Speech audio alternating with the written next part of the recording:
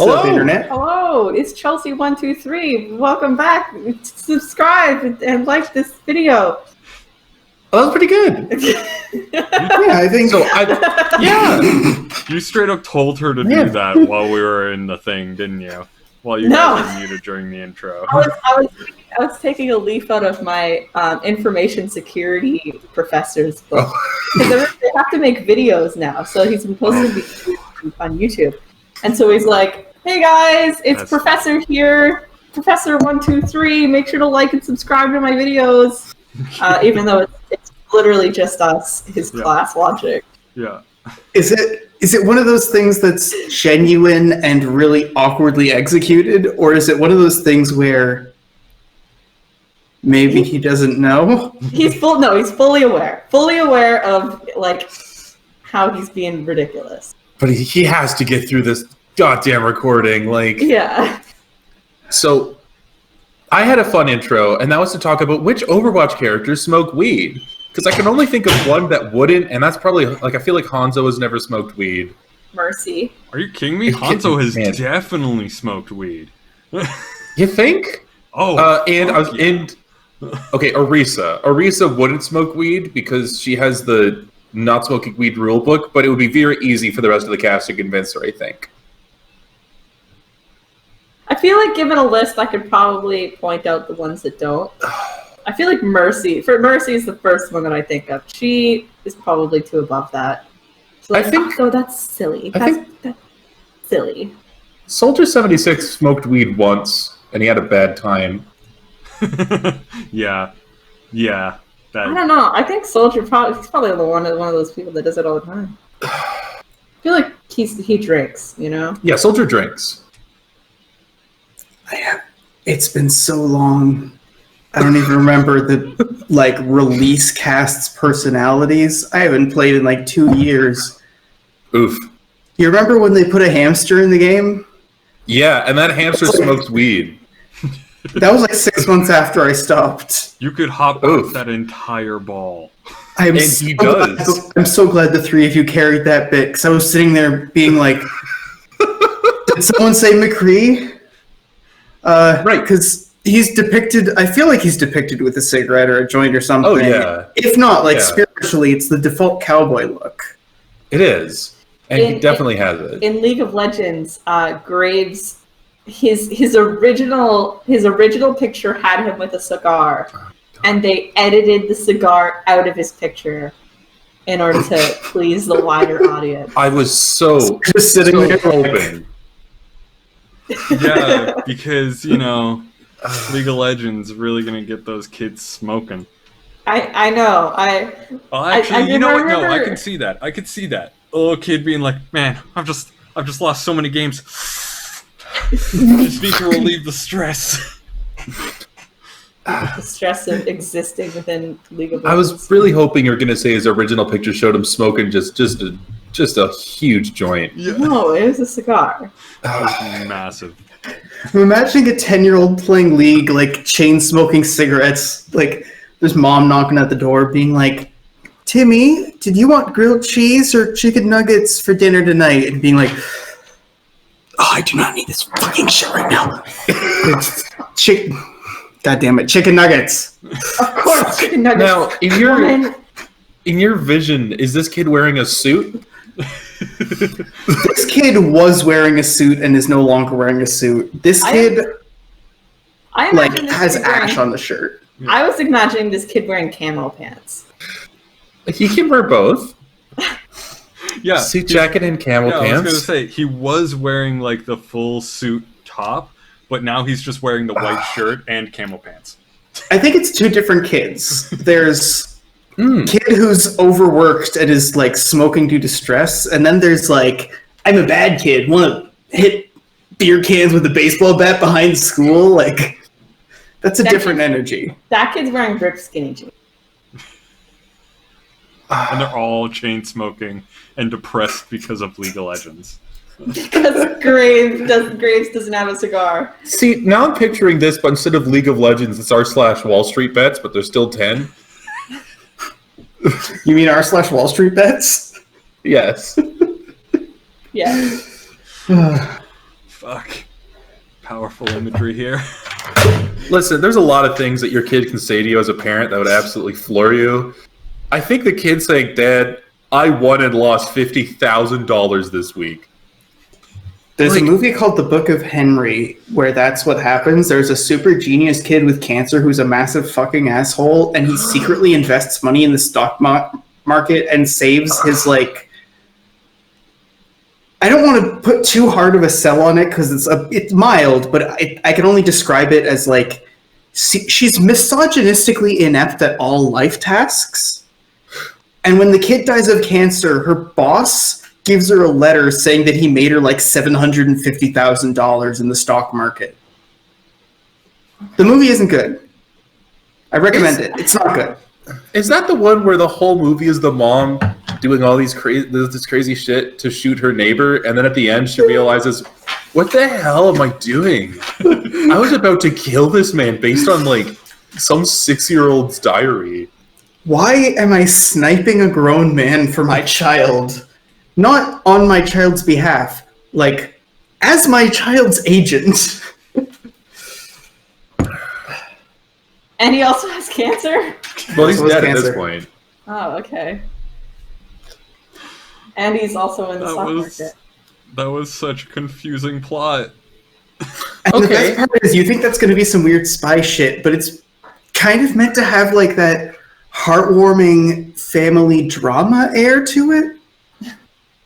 It's a Christmas movie. Yeah.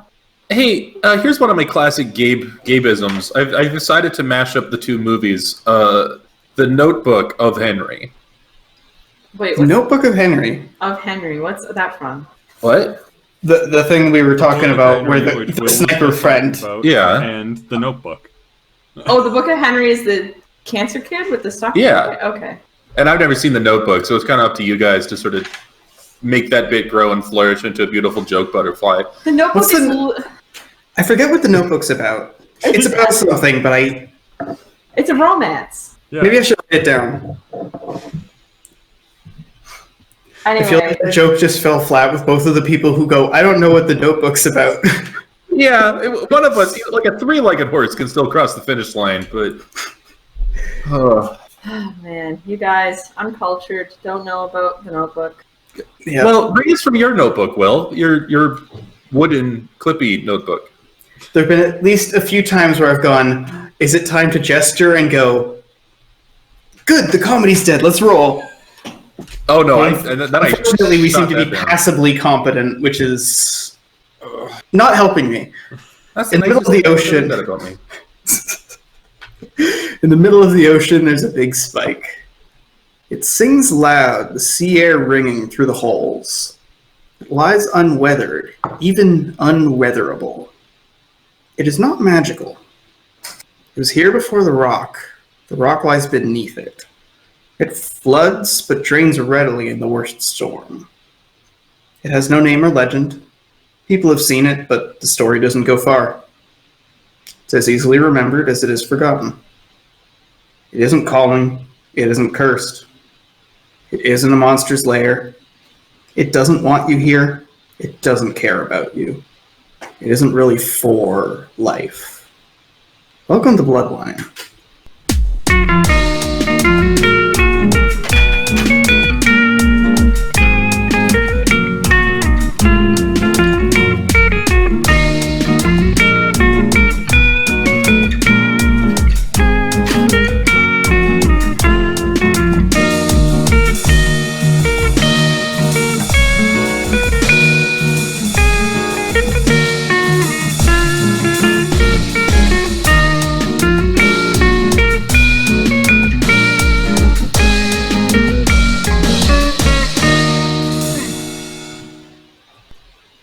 Bam. Gabe was about to ruin it. I was about to ruin it, but I didn't. You jerk. Well, not intentionally. I had a funny thing to yell out, and then Chelsea muted us right as I was about to say it. And as her mouse moved to the mute button, I was like, oh, yeah.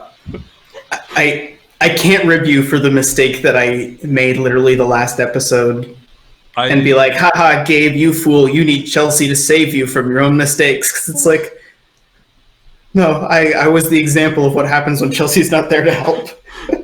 I do, however, really enjoy the idea of us never being able to pull off this level of coordination.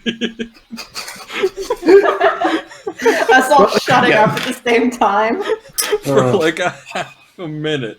We just need to be quiet for half a fucking minute.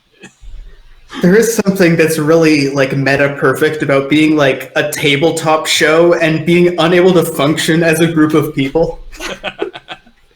Yeah. Man. Welcome to the party. So, you guys, do you remember what time it was? I think it was noon when you guys unmoored yourself from the docks, right? Yeah, around then. Yeah. Okay. I remember nothing that happened last week. I'm going to have you guys... So you were attacked by a mercenary group, the Crown Corps, the ones that were like pink and green and all that? Yeah, I mean, okay, yeah. It was noon. I'm going to leave you guys basically scrambling and trying to get directions as you leave the pier. I'm going to head off screen for a bit. Okay. Yeah, and anyway, to completely change the topic. Yeah. He said that the rock underneath this came after? So was it floating in the middle of the ocean and then rock kind of built up to it and grabbed it? No, I think it's a metaphor. Like it's older than dirt. Well, a lot of things are older than dirt. I know, but like before the dirt was there, where was it? Name one thing that's older than the concept of dirt. Rocks? Rocks? Hydrogen? Okay. Helium? Okay, you got me there. And what do you mean this rock just came here? Like you're familiar with the process of a hotspot, right? Like Are you places talking to me? like Hawaii formed. Oh yeah. Like a volcano? Yeah. Essentially. And it grabbed onto the spire in the middle of the ocean? Volcanoes don't grab onto things. Well, that's what how did it get there? How is it before the rock? Okay, obviously it was here before this universe even came into being, floating through the vast emptiness. And then Big Dick Ball Butt Boys. Exactly in that spot. Okay, but how is it held there after it crash landed? You guys really didn't play along with my bit of confusing It's going so deep into the water that it's punctured it. Many theorize that that's actually what caused the crack. That's what caused the dinosaurs. We're ruining your world building, Will. Yeah, and my attempts to confuse Will. Sometimes when I go off screen, I come back and I go, okay, I'm going to think about what they're saying and think of a creative way to interlace the opener into whatever they've dreamed up. I'm sitting here going, naval wreck. Designed for a cannon? No. Yeah, no, there's something about a crack. No, it was below the water when it hit it, which is why it cracked. Was that Titanic? The dinosaurs are dead. What the fuck is going on? You said the spire is older than the rock beneath it. Mm-hmm. And Chelsea grabbed onto that. Chelsea also thinks a volcano grabbed onto the spire. Yeah, so it was floating along in the ocean, and a volcano's like, whoop! Okay, no, but Chelsea, where did the ocean come from? What if it was there before the ocean? No, think about it like this. It worked perfectly where there was a volcano hotspot like erupting and forming this plume, and then the hole that the lava and magma was ejecting from just goes up just as the spire is drifting over top, and then just... Yeah, exactly. I don't think that's how volcanoes and it grabbed it, like, oh, you know? It just formed the perfect seal around the spire. Yeah.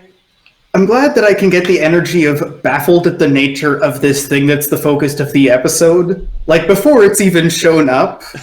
That's got to be at least a little silver star for the Will is okay at GMing board. Yeah. You made a good intro before we've even started. We're already It's confused called about this Spire thing. at Sea. I'm assuming that we're going to learn about the origins of the rock underneath the spire. Yeah, GM tip. Don't give people answers, give people questions, and then steal their answers. Yeah. That's what I've been doing. It's the way to do everything. So you guys have just made your way off of the pier and you've sailed away. They haven't gone in pursuit, and like you can see that people are slowly making their way back in after you've left. White Abbey is shrinking in the distance, bit by bit. From here, you can see like the big limestone abbeys that the city's named after, and a few of the other outlying buildings that are tall and similarly designed, sort of jutting out from the nearby area. If I remember correctly, you guys didn't have anything in your hold. You didn't have any jobs. You're just going straight over to Newtown. Yeah, I was going to say that's pretty much our only job is going to Newtown to do the courier work. Yep. All right. In that case, who's on what position doing what on the ship? I'd be scouting. I'm doing ship stuff. I'm crafting. Because that's what I do all day. Kennedy is down there with you. Will, is there a specific position on the ship for ship stuff? Hang on a second. Yes. Like deckhand? The thing is, doing ship stuff is ironically the most accurate description of a sailor's job. Like, you would have a couple of people with deliberate roles who are basically like the organizing crew. And this is assuming you're like a big fucking ship that has like 20 crewmen on it, right? Like, if you sail a ship with 7 people on it, you kind of just do stuff. If you're sailing with like 20, you have like a captain and a first mate and a bosun and all that, but like, you also have people that are just called sailors and they're on the deck and someone says, "Can you do this?" And they go, "Yeah." So like every time you said ship stuff, it is a deeply legitimate answer. Yeah. Ship stuff. All right, that leaves Tiana, Bilgi, and Rutger. Ship stuff. All right, you sort of like leave it to them to figure out. Rutger shrugs and gets above deck. He kind of just like wiggles around a little bit like, "Oh, I don't usually get to do this." Ooh. Ooh, look, elbow room. Oh, how unusual. By the time the fight broke out, there was no point in remaining hidden, so he's just stayed in bear form on the way out. He's sitting there with the extra paws, like one sort of in his belt, the other one gripping onto the railing, holding onto the steering wheel. He's giving some directions for you to go and like tie down sails on one side, loosen them on the other. Where are you on the map right now? Good question. Why are you having? I don't have the map set up. Oh, fuck. Oh, fuck. I knew I forgot something. I knew I forgot something. Oh, shit. How could you do this? You ruined everything. Vamp. All right, we are vamping. You know, Gabe, about Overwatch. Yeah? Why does Overwatch still exist? Because tell us. Oh, and then he goes, well, thing about Overwatch is I think it, like, at its core, is legitimately a well-designed, thought-out game. Like, I've played a couple of those style games, and Overwatch is like kind of in the intersection of like it's kind of a strategy game, but also kind of just a first-person shooter. Yeah. So It's a sort of game where they have to balance people who can aim. yeah, You like know? it's a good mix of like League of Legends and like Call of Duty style. Yeah. So you got like the League of Legends strategy game, and that's kind of made into a first-person shooter. And like a lot of the specifics and like anything that makes it really like a really hard strategy game is just kind of thrown out and made it into more of a first-person shooter. And anything that makes it a really hard first-person shooter is also kind of stripped out. Like, it's really forgiving. It's easy. It's an easy game to play. But hard to master, and easy to get yelled at while playing. Yeah. Okay. Not as easy as League of Legends. If you wanted to get yelled at, I would recommend League of Legends. See, I would recommend Team Fortress 2 because A, it's free, and B, League of Legends is also free. well, B, there's like 9 dudes and lots of cosmetics, but the most important thing is that, God, it really is just, did you aim slightly better than the other guy? Like, did you land the rocket, or did he land the rocket first? It's an interesting one because that used to be how they designed competitive games based on like an age bracket. Like the real old school I mean, a lot of these are games that are being released today because they're Nintendo games, but like, Yeah. you know, like originally like Mario Party and Smash Bros. Like Mario Party was meant to be a deliberate equalizer. Like there is so much chaos in this game that a 20-year-old could genuinely try against an 8-year-old and it'll be okay. You have something like Mario Kart where like you can fight hard for an edge, but there are deliberate things put in the game to keep things competitive. No matter how far ahead you are, you can still be screwed, and then the second you're screwed, you're going to end up back in 8th, you know? Yeah, and you're also playing against the course. And then Smash is an interesting one because, in theory, it's supposed to just be wacky fun game, and they didn't realize that people were going to be treating it like they treat any other competitive fighting game, which is seriously as hell. So it's evolved with this whole meta thing, but also all of gaming has. So nowadays you have stuff like... I mean, well, Smash, where it's like, it's supposed to be a simple toolkit, but they have to deal with the fact that they have a massive meta. They have, like, a lot of things that they need to do to make sure that their competitive community is, like, taken care of. But then something like Overwatch, even though it's a game that has a lot of competitive, like, aspects to it, because you can get really good at it using the same strategies, like, it still kind of has, like, a bit of a goofball energy, and because you're able to kind of narrow when you're quick playing to be within more or less a skill range, it does have a certain versatility. Like, you don't have to be necessarily that good at games. Yeah, no, absolutely. A thing about Team Fortress 2 that I love, I forget which YouTuber pointed it out, but every single class can kill you in 2 shots.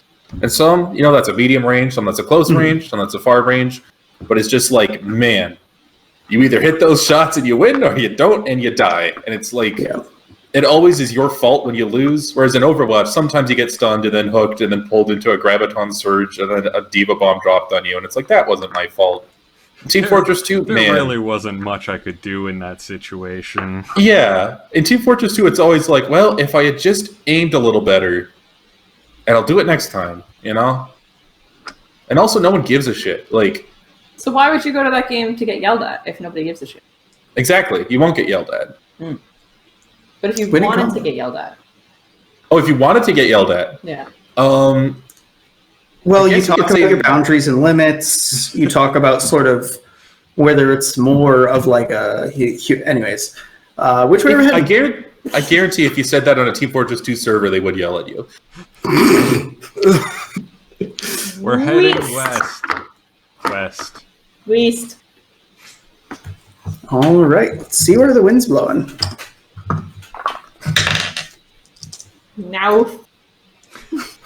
I was thinking of what the north-south like thing would be, and yeah, Nouth was the thing, and I was just like, that's not gonna have good mouthfeel. I don't like that. No, it doesn't have a good mouthfeel. Source. So you make it about a square going westward. The wind is really kind of just at the edge of where you would need to start kind of like tacking back and forth. Your sails are really tight, perpendicular with your ship. As of right now, you've heard colors a few times from warbles, but you ignore it because, I mean, you're expecting them along the coast. It's more like out to sea where you think you might be harassed. By now, it's getting close to the mid-afternoon. What is Sun doing below decks? Sun wants to build a kind of a big old kind of fuck you musket to mount on the back of the boat. And as I've leveled up, I have gained expert in gunsmith, helping out Kanye with the apparatus and All right, so you are munitions and gunsmithing. Kanye is blacksmithing and mechanics. So together, you guys are down there, like, getting these plots together. You've taken just the first few minutes. They're not really the first few minutes. They're the first few minutes, but, like, you guys have sat down and gone, okay, so the thing we've been talking about for the past 3 nights drinking, let's just write it down now. Yeah. So you've got opposite sides of the room. He's looking at, like... He's starting to do like a blueprint to actually get measurements for what parts need to be machined. You're on the other end making sure that you have the right bores. You're like doing the same thing, just putting together some blueprints. Want to give me a roll? I would love to. Okay, that is a... Oh, these dice are funky.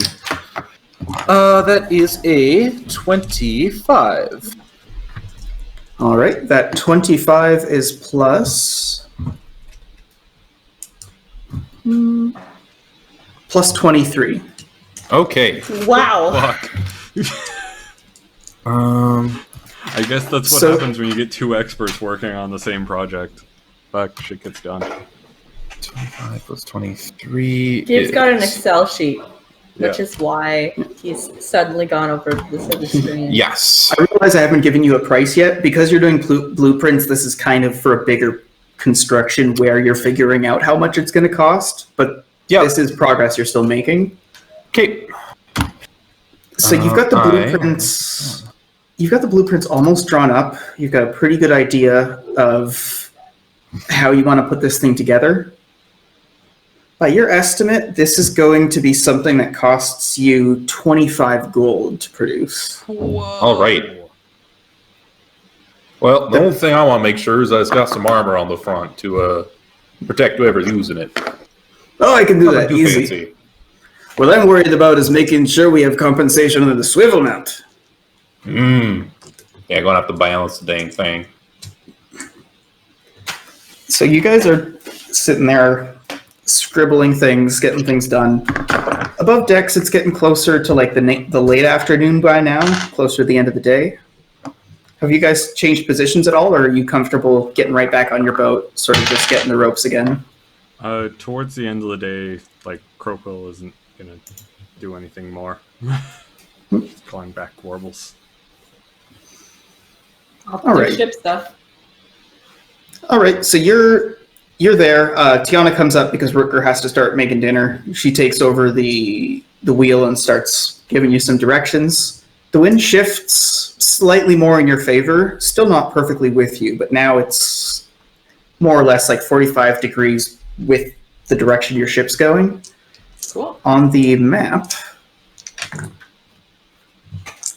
you guys are still going dead west? Yeah. Sure. Figure we'll probably hook around this little island and head north.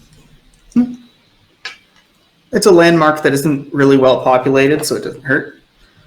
You make your way like 2.5 squares.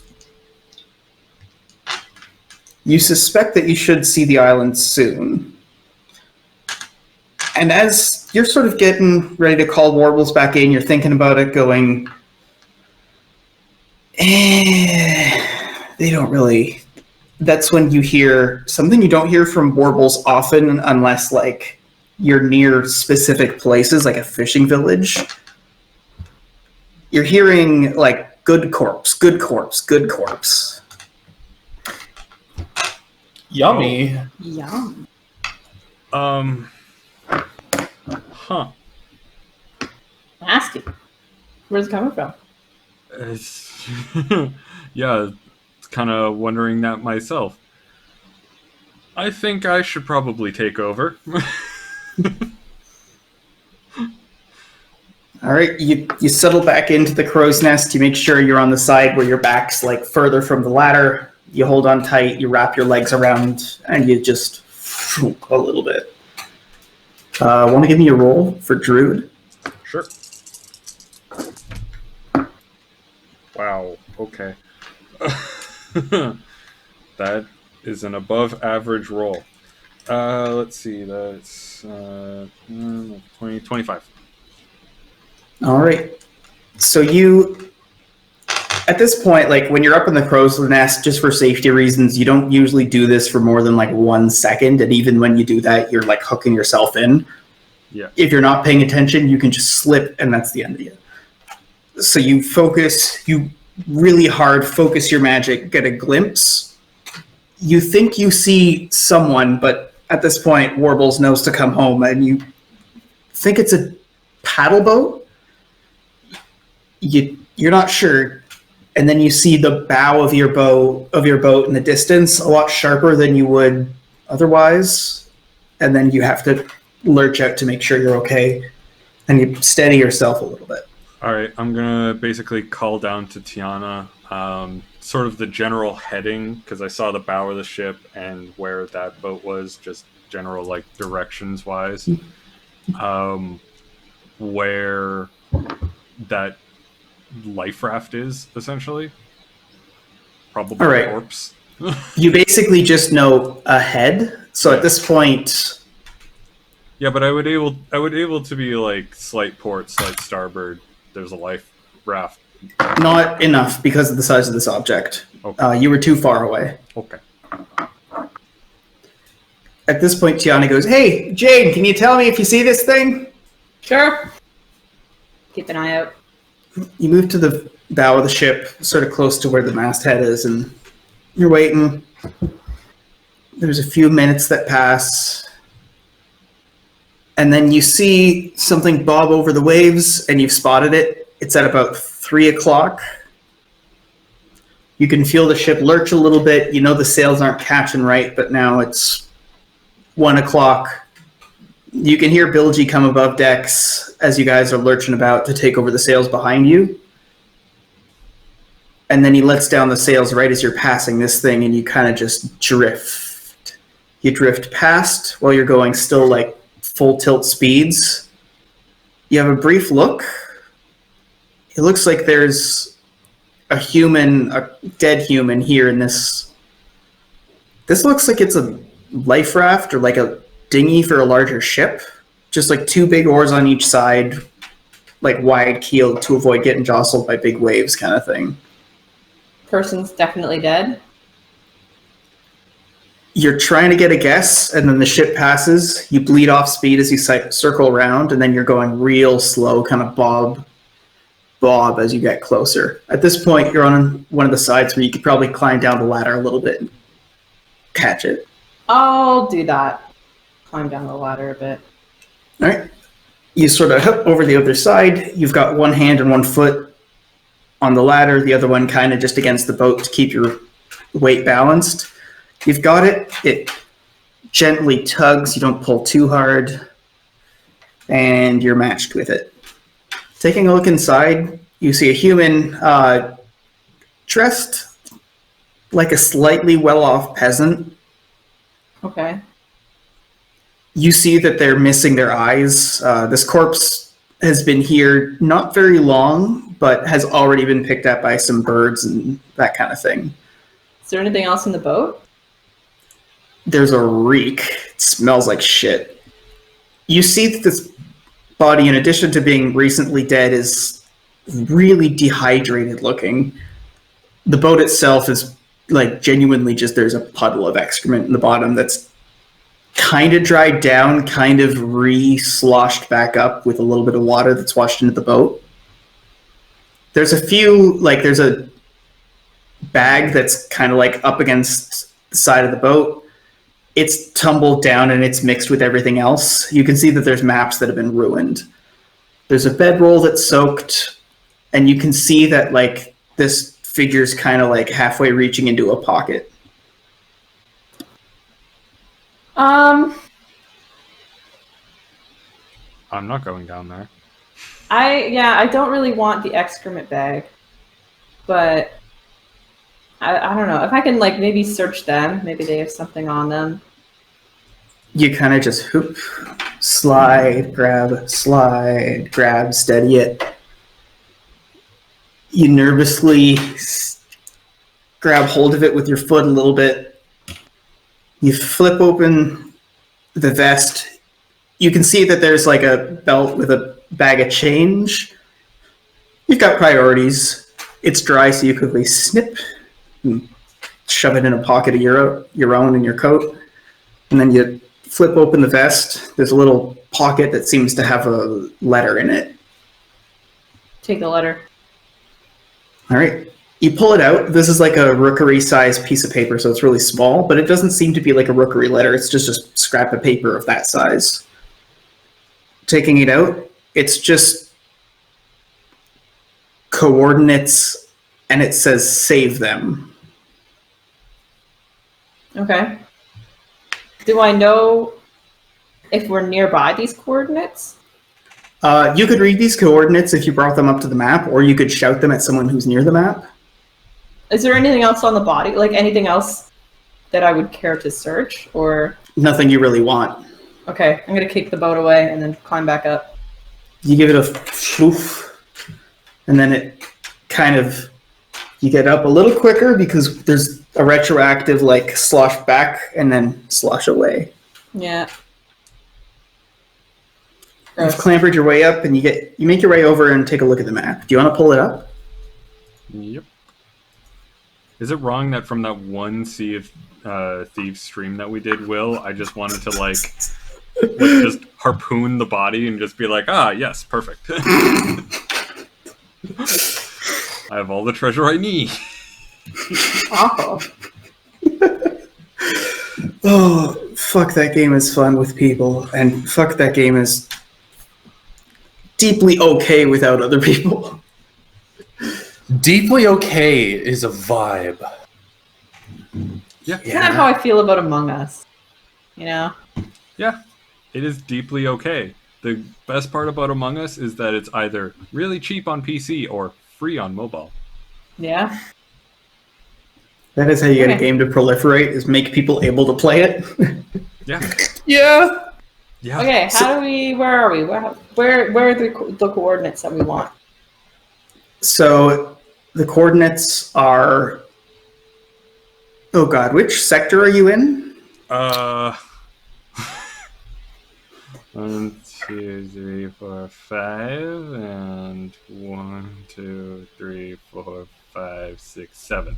5, 7. Okay, so that should be G7, I believe. That sounds right. No, I think that's wrong. Should be E... Yeah, E7. I think I was counting that wrong for some reason, or I mixed up a 5. So you're looking at the coordinates, and these ones are in D7, which is 1 over. Oh, okay. So it's literally like over there. Well, I mean, we're heading in that direction. There's a subcoordinate in this map sector here. It's the first section is like basically the square that this thing would be in, and that one is in using the same one where you're counting letters and then numbers. This one is E6.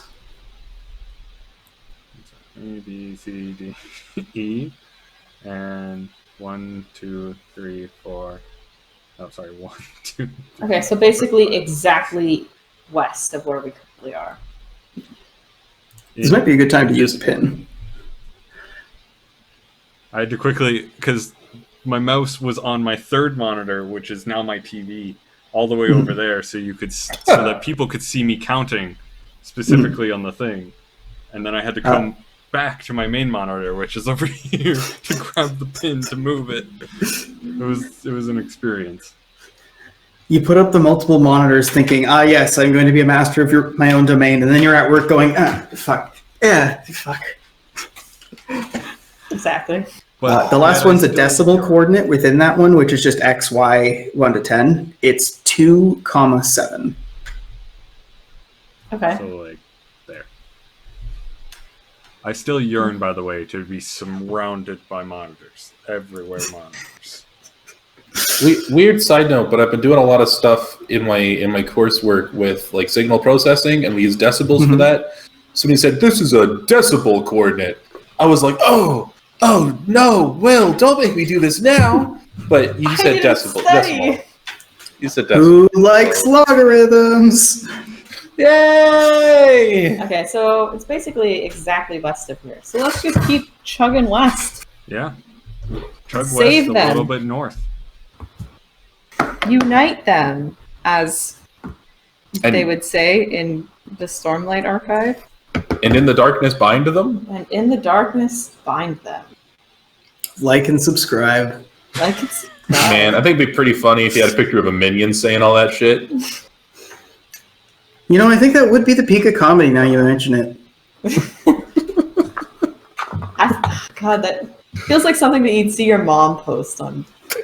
You think Anything with a minion in it is something that your mom would post. Right, but would your minion post a minion absolutely garbling the poem about the ring?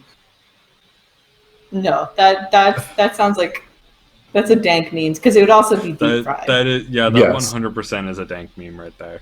Yeah. I know that people have cool moms, but I've never met someone who has a cool mom.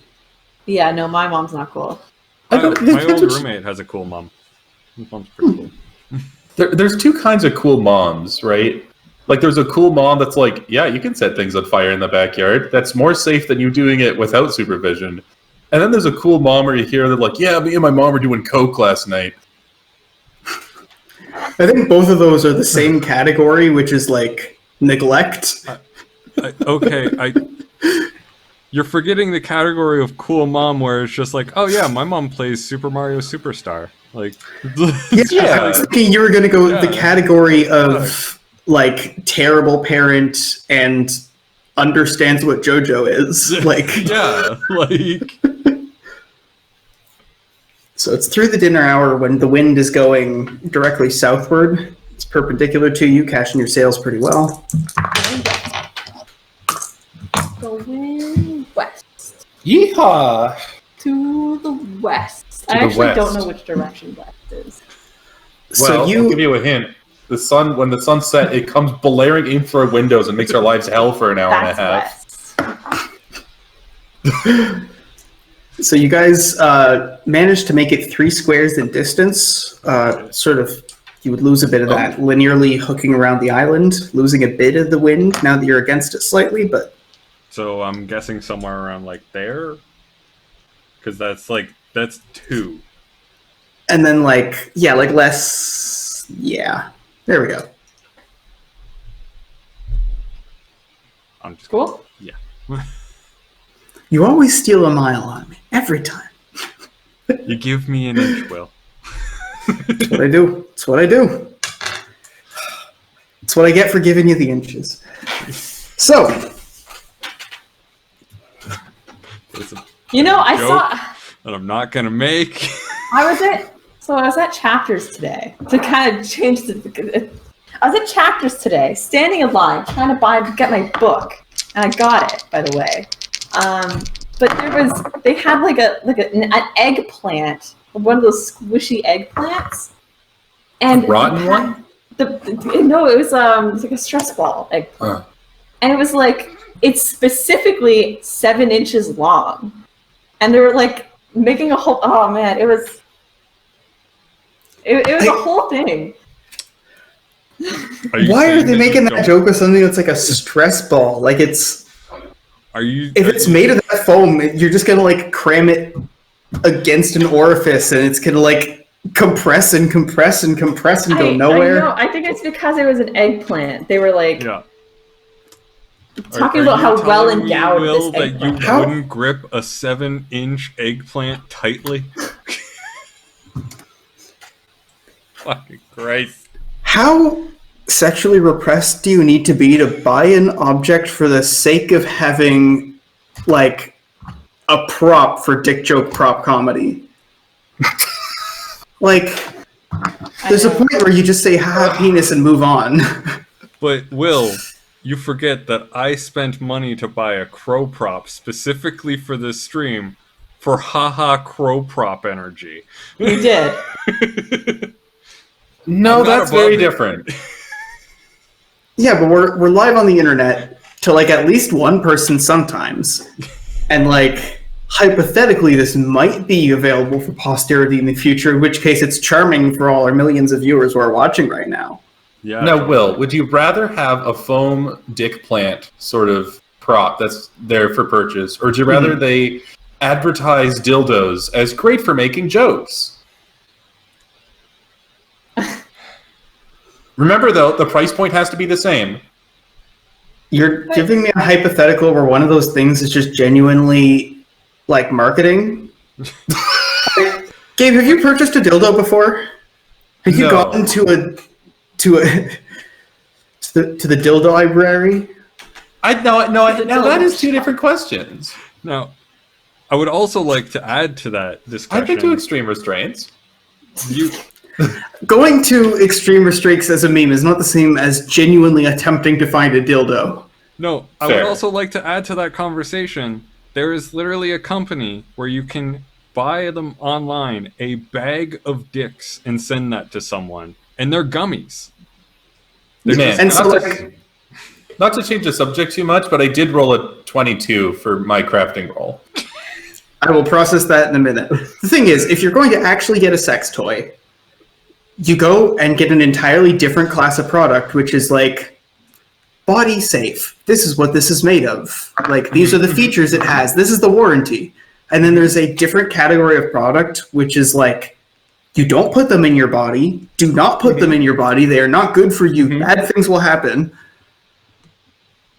Like Mondo Jelly Wiener, like American flag colored, like you buy this for $40 for your buddy's stag party and it's a 12-inch dildo kind of thing. Yeah, it's made of gummies. Well, that's also and bad. You eat it. Nope. See, the thing is, that's a completely different object from a dildo, but it is like the exact same marketing strat. So 22, you were rolling for crafting. Yes. 22 for crafting. Right, so that's 22 plus 15. Plus 15. Quick maths. Kanye, I'm not too sure about this piston shaft that you're making right here. I'm not sure it's too stable. Was that a... Yes, I was furthering the dick joke conversation. Okay. Okay. The eggplant that I saw at Chapters. Yes. Anyway. You just brought it up again with no real... It's almost as bad as when they started selling the poop emoji unironically. Sorry, did you say filming or filling? Selling. Oh. Although I would say that the entire filming of it was also unnecessary. Oh, I forgot Especially that Patrick existed. Stewart. I forgot that movie existed. Everyone What I love about all existed. those lowest common denominator, like this is kind of trash even if you're a kid kind of movies, like the Angry Birds movie, the Emoji movie, like have you noticed they always have the exact same plot? Every single one. I haven't seen any of them. I haven't seen any of them, but I believe you. So, I'm the protagonist. But people think I'm just mediocre because I'm too regular and I don't know what I want to do. My parents are nice and I don't want to disappoint them. I go to school and I have wacky friends, but I'm never going to be as good as everyone else. Sounds like the B movie. But whoa, a probably girl sidekick has come with powers to bring me off on an adventure. There is some sort of threat. Powers. There's some sort of threat which is vaguely cosmic. That they're up against hijinks, you go place to place. Okay. Throughout which there's like a kid-tier romantic subplot. And at the end, the protagonist learns the value of being mediocre. And then things are okay. Sounds like the B movie. But It does sound a lot like the B movie. I haven't finished the B movie because I watched the first half and I couldn't will myself to finish the movie. She wasn't strong enough. I haven't finished the B movie because it implies getting partway through and going, I have to come back and finish this. Like it's an art film that you started watching too late and you go, I should turn this off before I get too tired and miss important details. Like it's... We memed it like it was some kind of great thing, but it's not a good movie. It's Jerry Seinfeld having bee problems. It's not good. The whole point of the B movie being a meme is that it's a completely mediocre film. It's so mediocre. It's cringy. I couldn't watch it. Like, what is up with this woman? Why does she have a sexual attraction to this bee? And why is it so... tangible. Now, did I ever tell you about the first time I watched the B movie? It was at a birthday party. Where this kid had said, hey, come to my birthday party. There's going to be lots of the cake, ice cream, the whole shebang, and we're going to watch the B movie. I was the only one that showed up. So it was just me and this other kid watching the B movie alone on his birthday. And we loved it. God, it's such a good movie. I don't know what the hell you guys are talking about. I couldn't physically watch the rest. I It would was tell too a story cringy. about the first time I watched the B movie, but it's not exactly safe for stream. So remind me afterwards to tell you about the first time I Did watched you? the B movie. Did you fuck to the B movie? I fucked to the B fucked to the B movie. movie, didn't you? And that was you must have missed so many crucial plot details. Oh, I missed so many plot details. There were so God. many B puns that just I didn't hear. And I guarantee animated honey has never been more uncomfortable. I worked at a movie Viscosity. theater. I worked at a movie theater for a few years, and you want to know the thing? At least like 6 to 10 of these come out every year. Like completely mediocre, unremarkable movies with plots that even a kid would find insulting by like not C tier, like B tier distributors. Yeah. And there's always like 2 of them, 2 different options at any given theater at any given time. Mhm. They are ubiquitous, and they are nothing. They're Yeah. nothing. Like, They're how many Rise of the Guardian sequels came to theaters? Do you guys remember Rise of the Turbo? Guardians. There's Turbo. No. Turbo is fucking incredible. It is.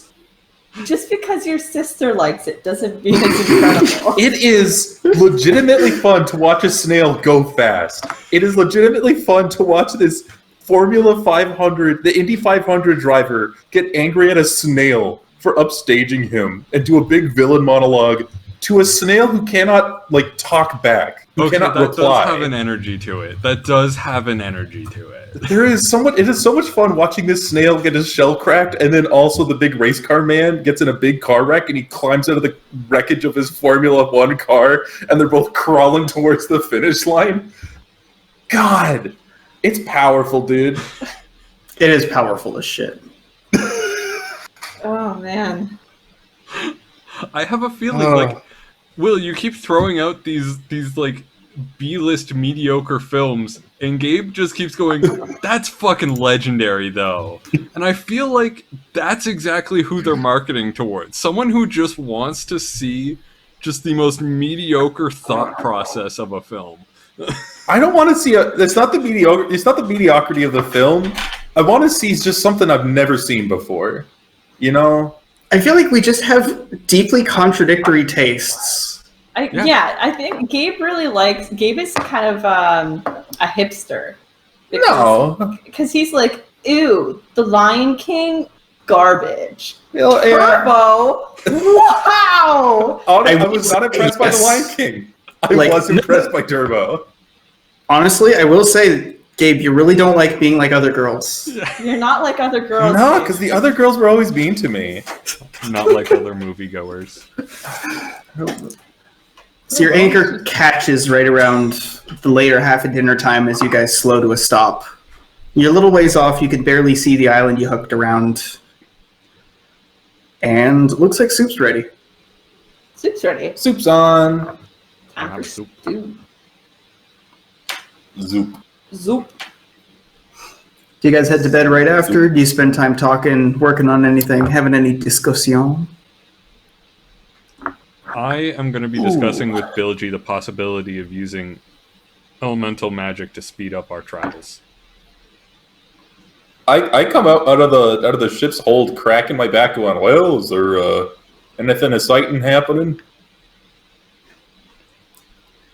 So you're kind of sitting there as Croquill and Bilgy are discussing this. Bilgy's very much like hard-lining it like an old sailor. He goes, don't put elemental on a non-elemental ship. Got to be built for it ground up. Otherwise, you don't do it. He's not taking any argument.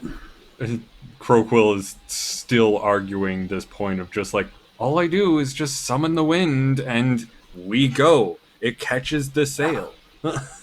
It goes about as well as the debate last night.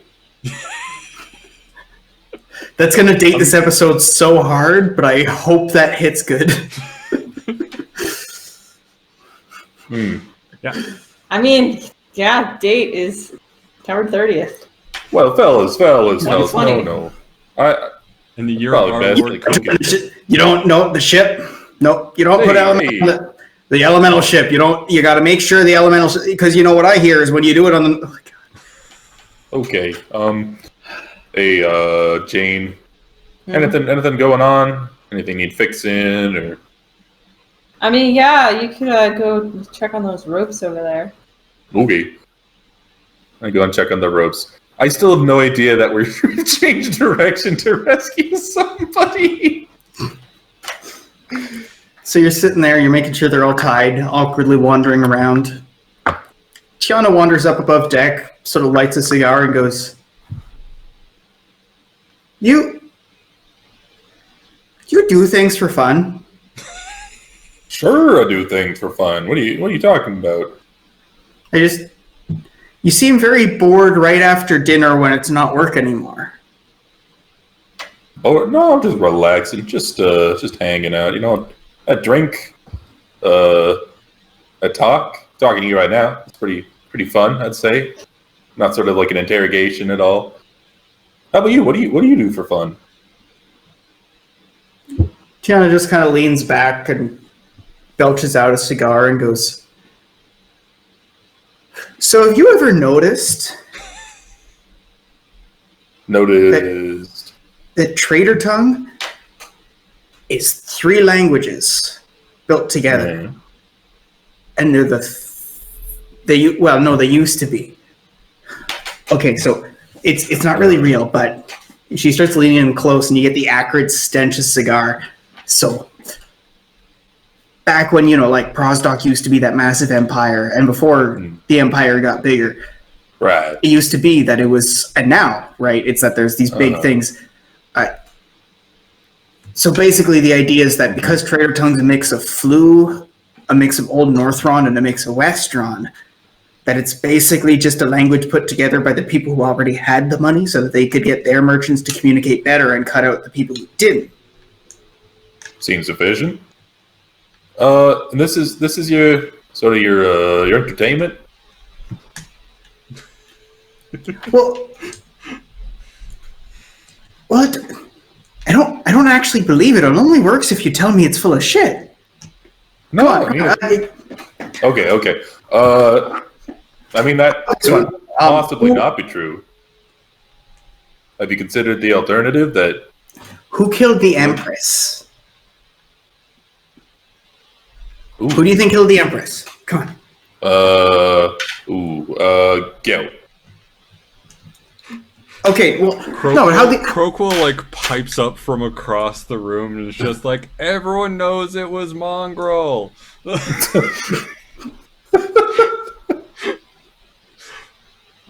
I'm pretty sure that's an urban legend. If I'm totally honest, I don't know.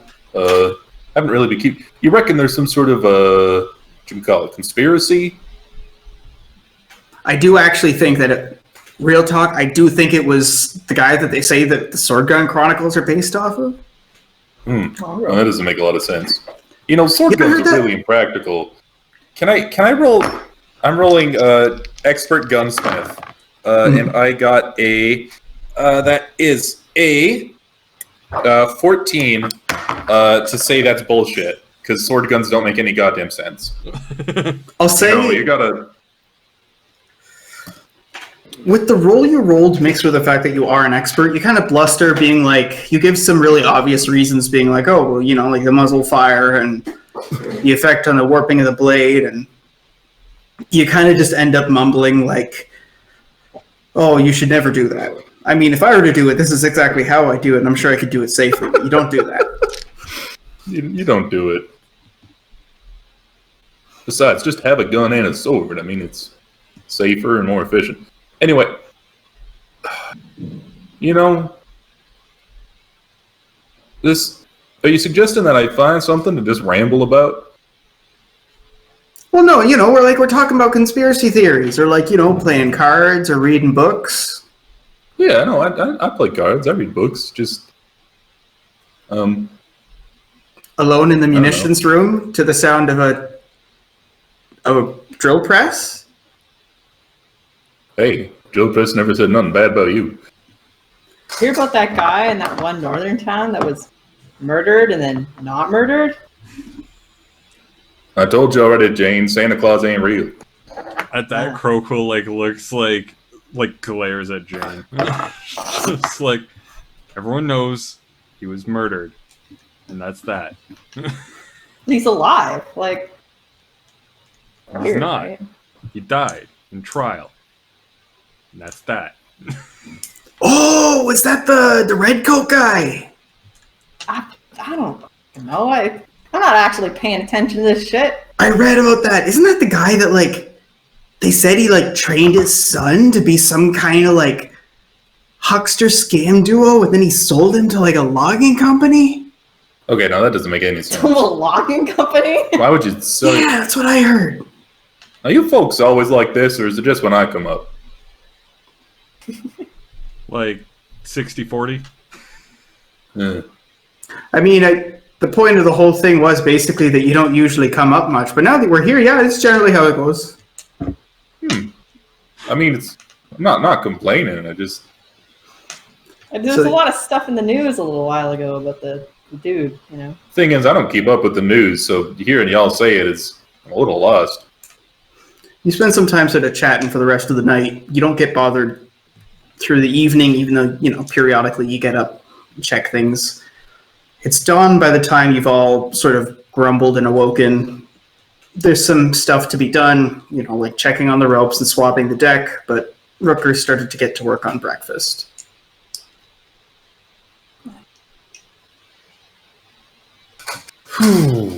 So, this guy, the dead one in the boat. The dead one in the boat. Oh yeah, he didn't have any eyes. Super dead. Also, Do we know what killed him? no, probably Exposure. dehydration. Exposure, dehydration. There wasn't any like stab wounds or bullet holes or. Not that I remember. He didn't Flesh have any seared. eyes, but I think that was just birds. Jane, do you want to roll doctor? Sure. I bamboozled you. Haha, I've bamboozled you. 6. 6. You're no doctor, but you're pretty sure he shat himself to death. You're not supposed to drink seawater. Must have been desperate. Dehydration, probably. Rookie mistake. Oh, it's not But really it is a fair, rookie mistake, but like, I mean, if you got nothing else to drink. Poor fella.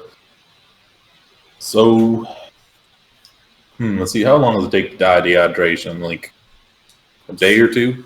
3? 7, 5, Pretty 5. sure it's 3. 5 to 7. Ken you kind of yawns as he's pouring himself a little bit of coffee from the kitchen. Too long! Too long. If I Yeah. die, I want it to be like a day tops. I'd rather not be suffering for a whole day. If I'm Well, gonna die, I would like it to well. be like instant, you know? I've always worried about that. Yeah, like I've always worried that like you die and you go, oh no, I'm dying, and you make your peace, and it's been like a minute, and then you have to awkwardly sit there going, okay, Here we go. I'm dead for like 2 more minutes. Yeah. Anyway, But that's what I'm imagine like terrified like a of. whole 24 hours where you're just like, yep, there we go. Well, I mean, there's always a chance a boat will come by, or a doctor will come by, or something like that. Yeah. If you're not worried about it, just go to sleep. Just close your eyes, have a little nap. That's what my grandpappy did. Yeah. Yep, he says, well, I think that's about it, boys. Gonna take me a little nap. That's really dark. Well, I mean, Yes, this He had a conversation pole got coming quite out of dark his- quite quick. it's Rooker, how's the breakfast coming along? It's coming along just in time, and he starts swapping some reheated stew into people's bowls. oh, Excellent. Excellent. reheated. I love reheats. So, Croquill, do birds like eyes? Birds love eyes. Huh. Delicious and nutritious. Quite fun. I know.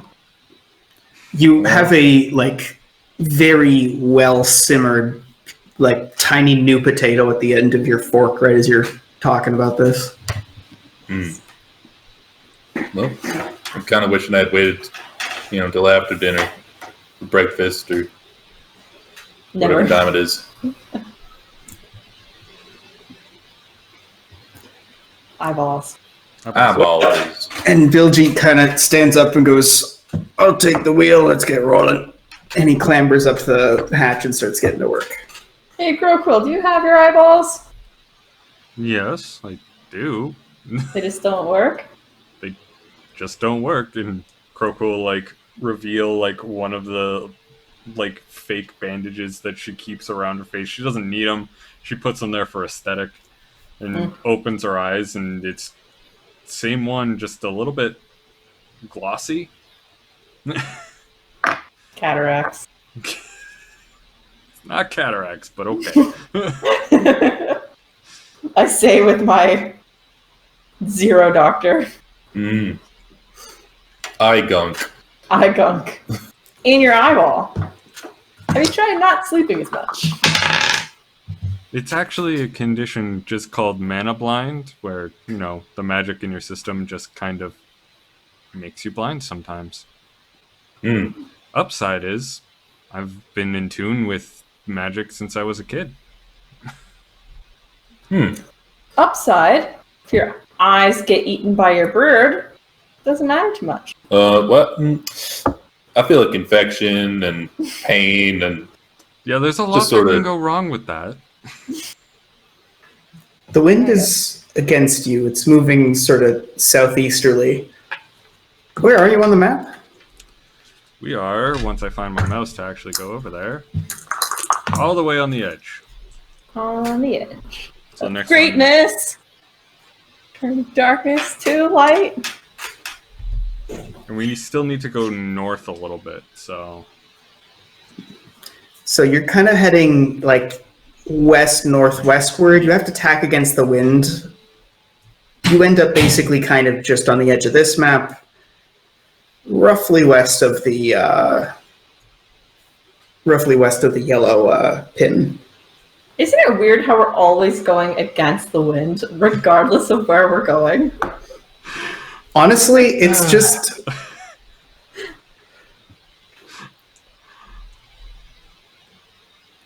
It's not statistically what's happening. I think it's just that every time you're against the wind, you go, against the wind again. Yeah, because when it's at your back, you go, okay. For the last 3 or 4 rolls, we've had it perpendicular to us, and it's been great. Yeah, I know, but rarely are we ever exactly with the wind, but we're often exactly against the wind. But it might just be that negative feedback. Yeah. To be fair, not exactly against the wind either. Against the wind is a 45-degree swath at the front of your boat that you just need to keep kind of going turn this way, turn this way, to kind of move forward. Yeah. It was like in the last season where we had Gabe drawing black cards for traveling. Yeah. It was just really noticeable that it was super negative. Always black cards for Gabe. Never a bridesmaid. Poor Gabe. So by now it's the late morning, getting closer to noon. The wind is now going kind of northeasterly. It's not really to your favor ideally, but you're still making some headway.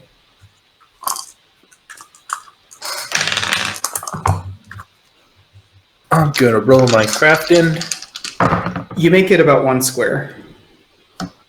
Gonna roll your crafting. What's your progress at so far? Kennedy is going to add to that a 12. Okay. Let me do the math here. Fortunate roll 5 plus 10. from someone so masterful like Kenanye. Okay, that's in total. That is 30. Oops, sorry. 1 point. It's like how my phone is always dead. Mm-hmm. 15%. So we are We're at about a gold and 2 silver out of 25 gold. All right. So at this point, you guys are just making bulk parts. Kennedy's been he's passed you a tube that you're sort of boring into the right shape, the primary kind of. He's gone to the other side. He's starting to make a second one so that you can have a twin, so it uses the apparatus kind of method properly. You guys are mostly just making sure the tubes are shaped right. It's the boring early part. Building something complicated like this is sort of like seeing the statue in the marble thing where you're hammering at a tube, but you're going, oh, and then this is going to be like polished smooth, and it's going to be about this deep, and we're going to have the cleaning fuse, like the latch. Oh, yeah, it's going to be good. As you're shipping off the marble in chunks. Yep. Just, man. Eventually, this is going to be real cool. I think there's another roll in that too, because there were 2 travel sections, unless you've gone above deck a little. No, I was going to... Oh, actually, yeah, I'll do another roll then. After Brekkie Fast. That's a better roll. That's 10 plus. I should just give you the mouse, because I don't really need the mouse. How did Kanye roll? Plus 20. Okay. Have you guys So seen 30. the mouse pad? We're 38. That is a lovely mouse pad. 40. Do you know what it's from? 1. 46. I have no idea. It's Terraria. Okay. That was close. Nice. Booming is Okay. very similar to Terraria. Have you played Terraria? Yeah. Sorry, I'm like...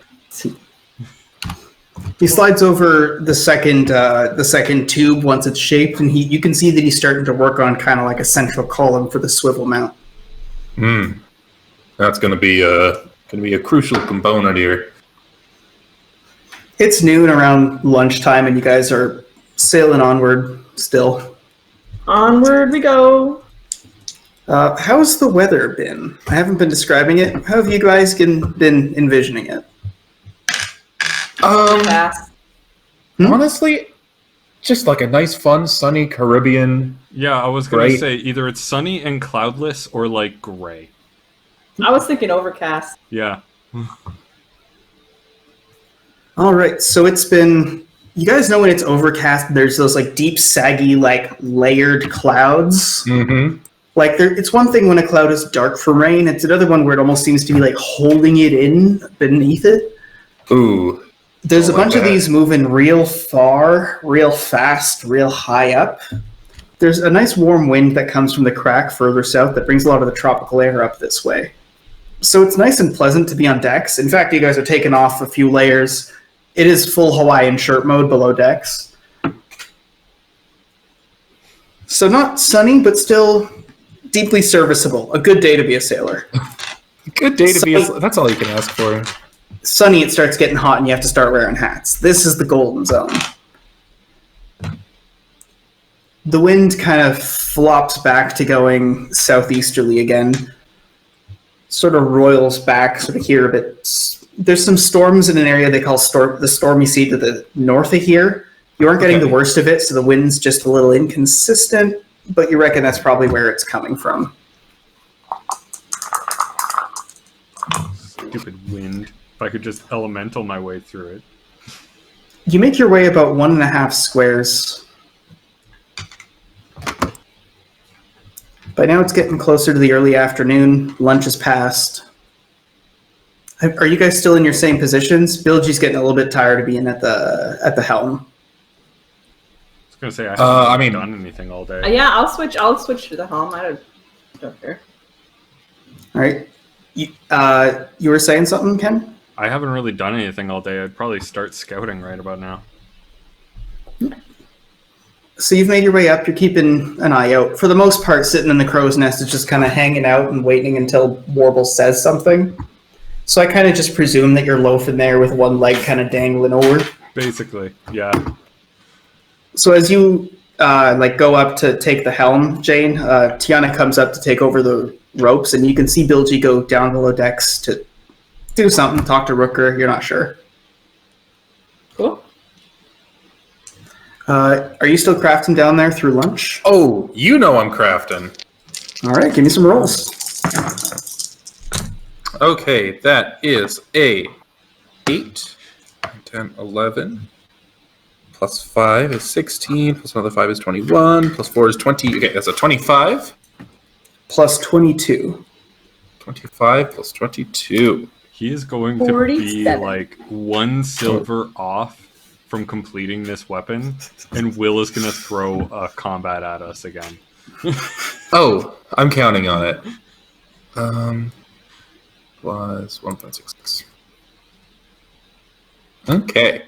And then I just want him to like look for like 4 hours. Can you guys just leave us alone for a little bit? Can we have like a choice for like 4 hours? That's all I need. So what's your total at now? I have a handy. I just set up the Excel thing. We are exactly 8.5% done. All right. So at this point, you've got both of the cannons sort of like shaped and ready. You're going to give them a final go too, because you know they're going to take damage from adding different parts and components. Yep. Now they're bored. They've set to the side, and you're working on the ammo slide basically to get the mini cannonballs. You're going to have to make the cannonballs a custom tier for these, but you can probably work that, just a lower caliber. Mm-hmm. Kennedier's on the other side. He's worked that sort of column, and you can see he's built the rough shape of the swivel mount, and now he's actually making sure it's properly mounted and efficient and hugs it properly. You're making some decent progress below decks there. Still a little ways off, though. Yeah, let's say 8% is more than a little ways off. So the winds... Sometimes will just say a little ways off when he means significant ways off. Yeah. I think I was referring to you guys not being at your destination. You're still a little ways off. We're still sailing. Okay. The winds flopped back to going northeast again. By now, though, because you've gone to being sort of like westerly, this flip-flopping is still letting you make some reasonably consistent progress, if not effective progress. You make it another 1.5 squares. You can see the island that you mapped as being close to this coordinate, being a little, like, sort of to your... Now that you've made me realize I'm doing it, I feel like I'm doing it more. It's just a bit off, you know? Now that I've pointed it out. Nothing is worse than running D&D for a couple of kids, and they start making fun of the things you say constantly. Like, I'll say, all right, you can roll for damage. And one of the kids says, you can roll for damage? And I'm like, okay. As an adult, it hurts more because you're like, there's no quip to that isn't you angrily insulting a child and losing your cool. You have to sit there and take it. Yep.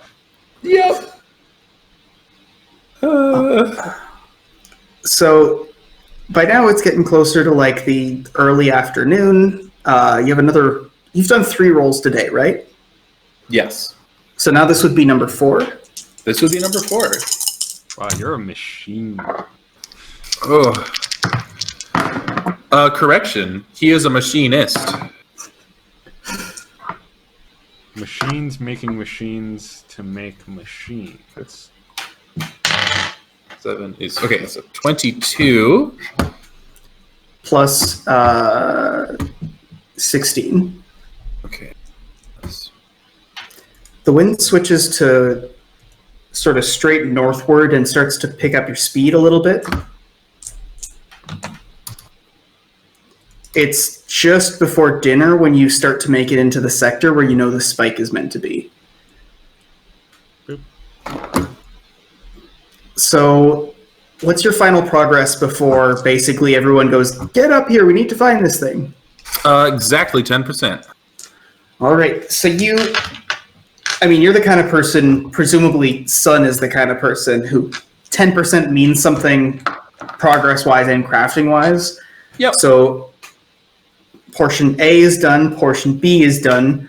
Kennedy filled his promise, he passes you the column, and they fit. You take them out because they're not ready to go in, but they should be in the right spot.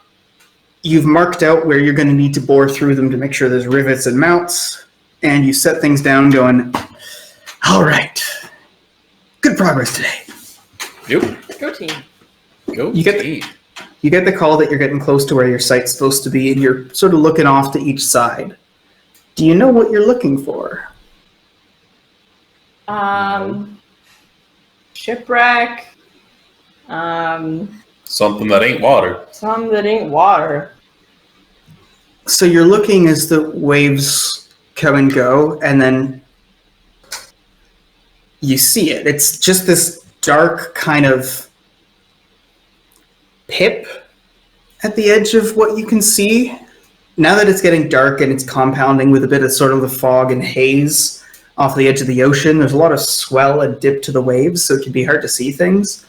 But you know it's there. Okay. You turn around, you adjust the sails, and you start to bear down on it. And you can't really see what it is, but you can hear it. It's like, ooh, ooh, ooh, ooh, and there's like a chord that forms. It's not music, it's not in order, it's almost like it's wind whistling over a bottle top or something. Hmm. Okay, Hey, well, we should see if there's any people that are in need of assistance. Hmm. And if there aren't any people in need of assistance, because it's like dinner time, right? Mhm. Then maybe we should wait till the morning to go down and check it out. Yeah, this seems like a morning investigation type thing. Yeah. Yeah, one thing worse than a giant spire in the middle of the ocean singing to us is a giant spire singing to us in the middle of the ocean at night. You get closer, making sure there's no one hurt or in need of help.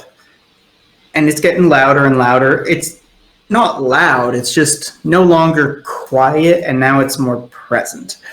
Mhm. You can see, now that you're close enough to make it out, that there's these big holes in this thing that the wind is whistling through. There's two ships that are moored off of it, sort of like tied to some of the spikes that come out of the water here.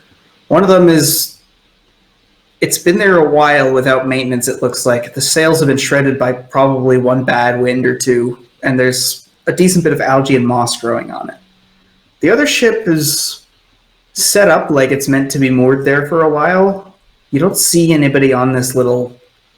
You're not even sure if you describe it as an island. There's not like a shore, there's not a beach or a pier, there's just like the spikes, and then presumably people swimming to clamber on to a path that starts to wind upward.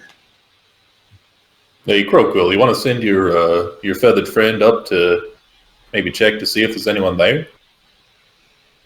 Did you say that there were people? That we saw people? Presumably. No. We Okay. presume the people would do a thing. Okay. It's like, well, we can certainly try and scout it. I just want to like check things out really quick, maybe see if there is people. I don't want to like leave Yeah. them. Crowquill's getting distracted by some good corpses. Well, I was gonna say, like during the scout, I would probably take over. Like, not from the crow's nest. I would probably be in my bed, and just sort of brood and see what's going on, and then. All right. Want to give me a roll? Okey-dokey.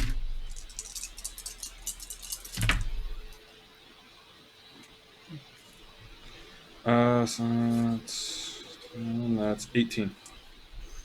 All right. So you, as usual, your senses are warped by warbles a little bit. You key in at the wrong moment after hearing about the good meat, and there's a little moment of like, oh god, that's corpse, that's corpse. It's good because you have crow mouth, but that's definitely corpse. And you look, and Warbles kind of fuffs. Warbles can tell when you're doing this, but doesn't get taken over or anything. It's almost more like just having something watching you as you move around. You know that one of these things reeks. It's old and matted, and it's got like earthy colors of some sort. The other one is, both of them are about as fresh, but the other one's cleaner. And Warbles is distracted by something shiny. You can tell that it's some sort of weapon. I am not letting Warbles go and land on that island by himself. There are a lot of corpses, and I don't like the idea of what caused the corpses. Corpses? Well, carry on. It's a little corpse humor. I'm currently trying to keep Warbles from eating said carrion. And pop goes the eyeball. You're out. Oh, Warbles, get back here. Get back here. We'll have actual food, not corpse. It takes you some fighting because this is the good shit. Warbles wants it. It's like a dog digging into roadkill, being like, no, back, no. And then finally, with a bit of magical oomph, you get Warbles to come back. You get a decent bit of distance from the island so that even when your anchor brings you closer, you're further away, and then you weigh down anchor. You can see the spire kind of off the edge of the ship.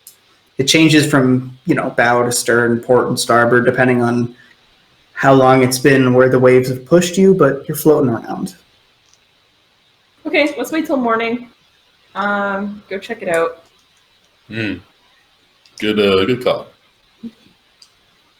Rooker's got some fried fish for dinner this time around with some greens and potatoes on the side. So what do you think it is? Well, I was thinking it was a problem with how we were balancing the barrels, but now I'm starting to think that it's probably just the rifle and taking hold. Okay. What about the save our friend Spire and water thing? Oh, right. Looks to me like it's just a big old rock that's got some holes in it. But why are they dead? Why are the boats moored? Why wouldn't they, leave? No, they're probably just curious, wanted to come check it out, and then why some sort of horrible curse befell them. Why does one look like it's been here for months or years? Well, because I think I saw a cave mouth. That could do it. Probably what happened is the same thing as us. These other people came to check out the first crew, and whatever killed them too. Well, great. So why are we here? Oh, I reckon some sort of curse or, some sort of big animal. Big animal. Love it. Or a small one. Small ones can do big damage. Getting your lungs or your feet. Peck at your eyes. Look specifically at Warbles. No, Warbles. He wouldn't hurt a fly once the fly was dead and rotten. The night goes on and you start heading to bed. It's one of those things where you expect it's going to keep you up at night, but very quickly the howling becomes rhythmic and droning and you're lulled off to bed. Morning comes and you've slept better than usual, just slightly. You all awaken, stretch yourselves out, and look out to the spire. Now that you're seeing it in morning light, illuminated from a different angle, it's almost greenish. Yeah. Is that like a moss green, you reckon, or a rock green? It doesn't look like rock or moss, like something else. Okay. I'm gonna take my gun and just fire experimentally at it to see what sort of noise it makes when it hits it. No, I'm going to stop you. I point your gun at the ground. Like, what are you doing? I just want to know what sort of noise it makes. There is 2 boats full of dead people. And you're like, this cursed spire covered in dead people? I should shoot at it. Well, it's not like the gun's gonna wake up the dead folk. It might wake up the spire, but how about you don't shoot at it? You make a good point. And I take the cartridge out of my gun. You kind of sit there awkwardly thumbing it, put it away, and then Jane looks away. Well, if we're not going to shoot at it, should we investigate the other boats? Yeah, I want to go check out, especially that boat that's here more recent. Maybe somebody with some doctorate ability can figure out how they died. Search their ship. Maybe they got something cool. Maybe they left a note. Maybe they left a note. Maybe go check out that cave mouth. So you guys get in, you get your sails ready first thing in the morning, get the ship, and you start circling around the island. First, you don't touch it, you just get closer than you did last time, real close with the dawn light. As the morning kind of kicks in and it comes over the edge of the waves, it starts to get way easier to see. It almost has like a waxiness to it, this like stuff. It isn't rock, it isn't wood. You don't think it's biological. From here, circling around, there doesn't seem to be any activity. There isn't an excess of like carrion birds or anything, and you don't see anybody other than the two corpses. You do see the cave mouth, though. You can see that there's like a few barrels next to it and like piles of rope. You can see glints of metal that you think might be climbing gear. Okay. Hey, Crowquill, if there was some sort of big, mean Mother Hubbard living in that cave, would you be able to, sense it or say hello or whatever it is you do with... Sense? Maybe. Say hello. You don't want me to do that. Might be friendly. Fair enough. Can I sense if there's any life going on in and around the island? You really can't. The ocean feels like the ocean, feels like this spire, feels like the rest of the ocean. You try doing the same thing to feel if maybe this land has some sort of vegetable life, and you get a very, very faint hum. Again, the same as the rest of the ocean because of the plankton floating around in it. I got none. No, nothing. Okay. Well... Cool. Let's go check out the ships. I say first. Alrighty. You get in a little closer, and there's no more spikes, but you don't trust those spikes super close to the ship, so instead you tie yourself to the more structurally sound of the two ships and throw a gangplank over after tightening things up. Wandering over, you quickly get through the ship and there's no one there. It's a small vessel, might have had a crew of maybe 4 or 5. You can see that there are 4 cots underneath the boat. In the belly of the boat. There was some supplies here, but they seem to have been mostly expended. You know, after looking through, that there's no food and all the ship's water is gone. Okay. And there's no skeletons. Is this the older ship or the newer ship? The newer ship. You have gone onto the newer ship from your ship and haven't gone onto the island yet. Okay. Are there any armaments? Any cannons? So you look through. It looks like this thing didn't have any cannons. There's a weapons rack that doesn't have any weapons on them. You can see where that shows that it probably usually did.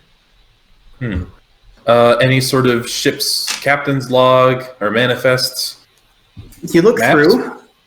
You see that all the maps are more or less intact. They have a pin here too, and they have the same coordinates that you do. As you look through the manifest, you see that it's all climbing gear, rations, that kind of thing. It looks like this was some sort of geological expedition of some sort. Where did they leave from? You take a look and you see that they seem to have left from Newtown. There's a little pin there. Okay. There's something, you're looking for the captain's log. You pick up a big bright red coat, you toss it to the side, and you find it. Looks like this was a mining expedition to see about the serviceability of this as a source of crystal mining. What is there any sort of company insignia on this, or you pick it up and it's sewn on so you can feel it easy enough. Red Coat Mining Company. I don't like Hey, this. we were just talking about that dude, weren't we? Yeah, wasn't that the guy whose son got turned into This is the newer Got turned ship? Like, this is the newer loose. of the two? This is the newer ship. I am not happy. No? I thought this company dissolved. I thought this company was done for. What is... I thought it was just the dude that had connections to the Red Coat. It wasn't the company itself. No, the company itself was sketchy as shit. I don't think I know anything about this company, so... Yeah, I don't know. I'm not one for politics, but it looks like they came here mining, moved all the supplies out into that cave, and never came back out. I guess, can I do a politics roll to see like what I would know about the Red Coat Mining Company? Yeah. Give it a go. 13. 13. You've seen a lot of their crates. You know that they bring like ore and power crystals and stuff. The crates are pretty sturdy, usually good for hiding stuff in. I thought this company was dissolved after the debacle. Whatever. I mean, okay, let's go see if there's anything in the cave, I guess. Well, I would like to Omen Watcher us setting foot onto this spire. How do I feel about it? You have a good feeling about it. Okay. I mean, To the cave we there's go. You guys- a whole other boat. Yeah, but it's the older boat. You make your way off of the ship onto the sort of like base here. It's a little slippy. You have to like sort of swim a little ways and then grab rock and then get back on. Not too troublesome. From there, you can see the site of where the two bodies are. Now that you see them proper, it looks like it was one of the sailors with a musket getting bum rushed by a very disheveled, decrepit-looking person with an axe. Okay. The person with an axe was a pattern torg. The one like dead on the ground is a dwarfborn. Aren't they all dead on the ground? Like, sorry, the one with the axe, the one with the musket. Okay. Mm. How do they die? Can we figure that out? They were in a fight. I know, but So you're one looking. of them killed the other one. But then, how did the first one die? You see what's an evident bullet hole in the one with the axe. Looking over, you see a whole bunch of blood. Rooker comes in and goes, took a hit first, and he points up sort of towards the cave mouth. What must have been hit in the cave, backed up to get a shot, got it off, but didn't last much longer. Blood out after that. Okay. Fair enough. I think that old ship still has a working gangplank. Surprised it hasn't fallen off. Well, if folks are living in the cave, we might as well not sneak up on them. Check out the cave. Unless we want to sneak up on them. I'm always so confused. Which one do you guys want to do this time? We sneaking? We announcing?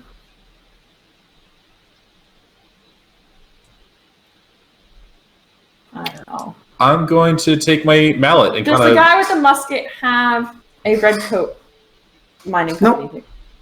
You're looking over the one with the musket. You think might have been the captain. You see that like this is a very well dressed, presumably like well off merchant sailor of some sort. Okay. The coat was back on the boat though, and there was only one coat. You do see the same insignia on like a little notepad in a breast pocket. It's got a little bit of blood stain on it. Any like identifying features on the dwarfborn or anything like that? Like facial features, anything? You're looking. You have an idea of what. Purple. You have That was features. my idea. You have features, but you could describe something if anybody asks, but you don't know who this is. Looking over, you don't find anything identifying. You pull out a pocket watch. Looks like it's gold. Doesn't have any initials on it, though. Makes it easier to fence. Well, I'm going to take my mallet and just give a little rap on the cave wall and say, "Hey, anyone in there? We're friendly. Just Are you ignoring the other ship completely? for now, it seems everyone's focused on this here cave." Because you've also got to go up a winding path to get to the cave. The other boat is closer. Okay. Yeah. Okay. Let's go to the boat. I'll go to the boat then. Boat. Boat. You cautiously make your way up the gangplank and then onto the boat. This thing hasn't been cleaned in ages. It's in no useful condition, but it seems to be still holding against the water. As you head below decks, you can see that... No, you smell it, and then you can see it. This has been lived in for some time, presumably by the more haggard-looking. There's like a galley kitchen that seems to have been used a few times. There's a corner of the ship that was used for excrement, probably, after a certain point. There's a bunch of notes sort of pinned all over the walls. Oh, okay. What are the notes? You're kind of moving around, and at this point, it's like you step over something. You got to kick a broken crate out of the way. You see there's journals, and you want to read them, and then you notice that it's like journal. You see that like there's a relief to the notes. One section seems to have formerly been a corkboard, and right in the middle, connected with red yarn to a bunch of other stuff, and then the notes just start getting nailed to walls.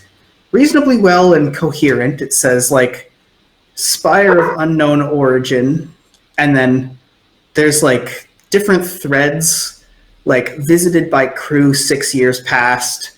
The doctor recommends additional climbing gear, like this many, and then as you get further and further away, it starts to be inconsistent in what it's about. Like, you think it's following an investigatory trail, but it seems more like a diary. Maybe it's something arcane. Some part of this, as you're following it along the wall, is like magical research. After a while, it's just kind of nonsense as you get further and further from the corkboard. By the time you get to the far side of the wall, there's like multiple pieces of paper being pinned together for big drawings. And one of them is, you can tell it was obviously intended to be a map, but no one would find this even remotely usable. Even if you took it, it might do you more harm than good. Okay. I don't touch anything, I don't think. Now this is just a sad display. Yeah, it looks like this guy's obsessed with this Spire for some reason. Lived here for a little while, researching it. As you're walking back and forth, you kick something. You see a boot skitter across the floor, and there's a femur bone, just a femur bone that follows it. Is there the rest of a skeleton? Nope. Just femur. All right then. I'm gonna just take a quick look at the femur. Any signs of animal chewing or? Nope. You see like blade marks. Okay. Okay. Prepare. That's it for the ship, though. Animals. Okay. Well, why was he living here instead of up in that cave? Why would he live in a cave when there's like a cooking area and beds and stuff? Yeah, here? fair point. Who attacked him though? Torg. Or did? Torg? Well, okay. I'll leave the thinking to you professionals, I guess. Then. No, I'm thinking of like, where did the Torg come from? You know, because there isn't another boat here, unless maybe they came on another boat and then just left the Torg after he had died. There are two boats, one from Redcoat and one from this. 2 boats, I know. 2 corpses. Yeah. The last one was a rowboat. The one that you guys caught with the coordinates on the way here. Yeah. So, it could be the rest of the crew is now a femur. That'll make a lot of That's sense. just the situation. Or we might be able to find more clues as to what went on inside the cave. Okay, let's go to the cave. That guy, he didn't happen to catch the color of his coat when you flipped him over, eh? He's part of the Red Coat Mining Company. He had the insignia on his jacket. The guy in the boat that you guys found? The guy in the boat, the femur? No, the one. No, the guy in the First lifeboat that one. we rescued. Oh. Kevin, you just kind of shrugs and goes, "Oh, whatever." And you guys make your way up to the mouth of the cave. From here, there isn't really a landing. It was walkable and you kind of perceived a path, but in hindsight looking down, this is all just rock, and this definitely isn't a path. It's almost like this is made out of an extremely hard wax of some sort. It's able to hold pitons being hammered into it, but that's how the area around it deforms. There's still a firm rig there with a harness, a couple of harnesses and everything, ready to sort of bring people down into the cave. How deep is it? I throw a rock. How long does it fall?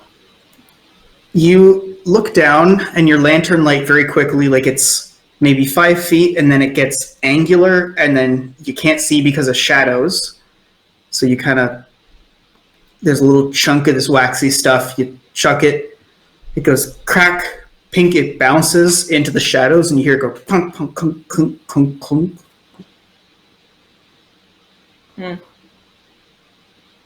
Well, we were told here to save them. Doesn't look like there's a whole lot of people left here to save. I can't imagine anybody. But he said save them. Hmm. Not save him. Well, no, because if there's a whole boat full of people, one guy gets freaked and ditches out at sea in a lifeboat, sends a note to save them. Unless that note wasn't him written to whoever found him, but that was his orders as the captain of the boat. And so we came out to these coordinates. He was following the same coordinates in the letter that got him here, trying to save first boat people. They're all dead. He escapes in a lifeboat. Rest of his crew are dead. I don't know. This whole island just seems like a bunch of corpses. It's then that you notice, pinned underneath the lantern, there's a little note of some sort, a little scrap of paper. I read it.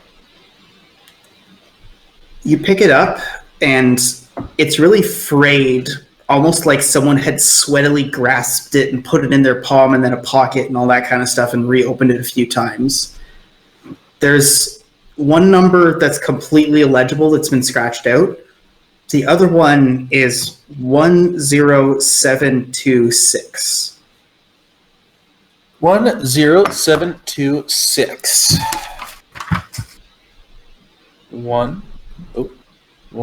10726. Looks like a serial number of some sort. Maybe a code.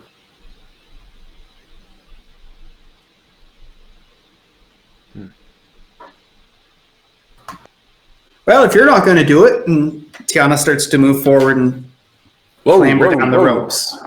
Hey, okay. Will, how confident do I feel that I would be able to make this journey? It's caving. It's equal ground below a certain point. If anything, you're about as capable as everyone else is. All right, I'll go.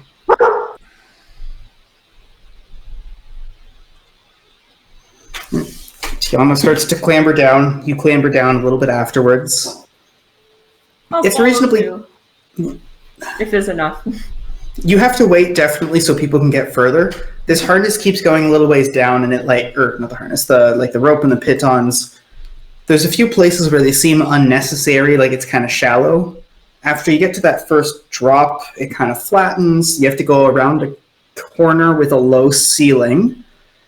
Then you sort of turn around and have to start climbing down another 10 feet. And then you hit a flat bit, not like perfectly flat, but about as flat as a cave's going to get. From there... Yeah? Nothing. Just Maya was doing something.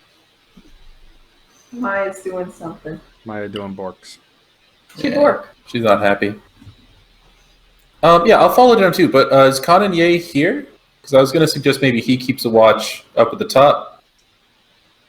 Oh yeah, for sure. Fuck that shit.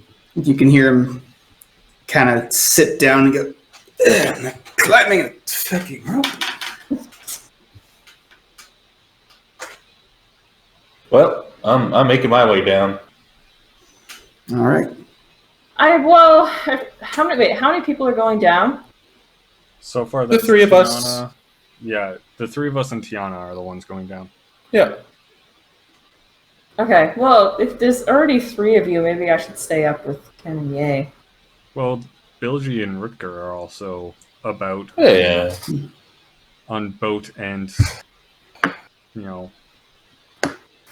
Spire. I was assuming somebody's got to be on the boat. Yeah. There's 3 people up there. They're kind of just like, nah, it's good. Go, we're good. Okay. I'll go too. I don't want to be a pessimist, but there's a lot of different chambers that a cave can have. I don't know if we're gonna be able to explore all of them satisfactorily. So I guess just don't get your hopes up that we're gonna find anything down here. It's probably just a couple of skeletons. From here, as you've got a better lay of the room, there's another kind of downward crawl and an upward crawl. Okay. Well, if I was a miner, I think things are deeper. If they were miners, they're looking for mining things. Deep's where I'd go. Deep. Down. That does follow a certain logic. You start to take the rope downwards. This one, you go a good, 10 feet, and then there's a really tough, foot where you have to go kind of against an angle and push against an adjacent wall, and then you've got it, and then there's 2 steps and you're flat. You have to duck under something, and then there's space for you to stand. From here, the tunnel forks in 3 directions. One of them has the rope still going down, the other 2 don't. Well, follow the rope. Follow is the what I say. rope. Yeah. All right, you're making your way down there when suddenly, Jane, you notice a glint of metal down one of the side passages, barely a meter in. I'll go check it out. All right, the group stops. You wander over, you pick it up. Can't see. You get close to where the light is. Presumably one of you has a light. And there's a key with a little note on it that has the coordinates of where you are right now. Okay. No, that is interesting. Hey, Will, what are the walls of this cave? Do they seem smooth? Do they seem sort of jagged? Does it seem more like this cave was cut, eroded? So now that everyone else is kind of looking at this key and all that, you're taking a moment and this is a different substance. You backtrack just barely, sort of to the shrug, and then you can see that there's an interfingering where the rock seems to be linking in with the edge of this material. The edge of this material almost has these little claw-like inconsistently angled hooks that connect to the rock. But now that you're here, this is a really sturdy kind of igneous metamorphic of some sort. The rock walls themselves, smooth, jagged. I feel like smooth would indicate, something natural carved this, and jagged would be someone cut it. As you sort of feel around, it just kind of feels like these were boulders that were shorn apart. Here, it's almost like the surface of a mountain more than anything else. Okay, yeah. Makes sense. Following the ropes downward after regrouping, you end up having to do a very short upward climb, just 2 steps, and then you have to double back, crouch, and then stand, do another 2 steps up, and then you're in another flat section. Here you can see that there's like, you don't see any evidence of like a campfire or anything, but you can see that there's like wrappers from some sort of packed food. There's like a barrel here, a small one, like a keg size. There's a few other crates, also like small portable ones, nothing big. There's a crumpled piece of paper kind of just on the ground here. I read it. What was the number I gave you before? The initial number? 10726. This piece of paper looks older. 10721.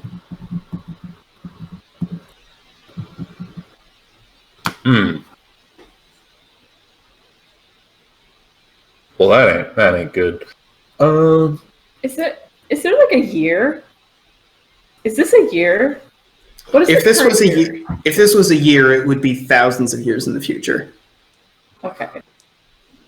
What is the current? Do we know a current year? Like, what is the current year? I think it's like 425 or something. Nice. Okay. Okay. You're kind of looking around for other evidence going, when was this put down? You sort of get the edge. You can see that there's like a larger channel that you could probably follow. And then as you're kind of picking out another passageway through, you see that on the ground, there's a cracked clay tablet. Is there anything on the tablet? Yeah, there's like these hard gouges into it, like someone went with a chisel of some sort. People selling grain. I would like to just. I mean, don't get me wrong. I'm fascinated about the tablet. We're gonna get to that. Are these barrels? I forgot to ask. Are the barrels and crates empty, or are they still chock full of supplies? Barrel empty, crate 1 empty. You get to the other crate and crack it open, and you see that there's an old whetstone in there, but nothing else. Okay. So yeah, they probably burned through their supplies. And before we get to the tablet, I was going to say, sorry. what do the gouges look like on the tablet? Or do they form a semblance of writing or anything like that? Roll history or politics, I guess, is what it would be. Oh, I have Lord. 2. I'll do politics. 5. 14. ooh, I got a 7. Yeah, you have no idea what kind of language it is. Croakwill, you feel it and you go, yeah, this isn't... It's definitely like it's gouges in something, so you think it might be some kind of like written language for the blind, but you don't recognize anything. You pass it over, you get a resounding shrug from Sun, and you said you had a 14, Jane? Mm-hmm. You have no idea what the language is, but it looks like what you remember reading Ancient Westron was like.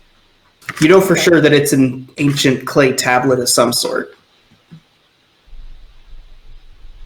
So, Tiana, any association with Trader Tongue at all?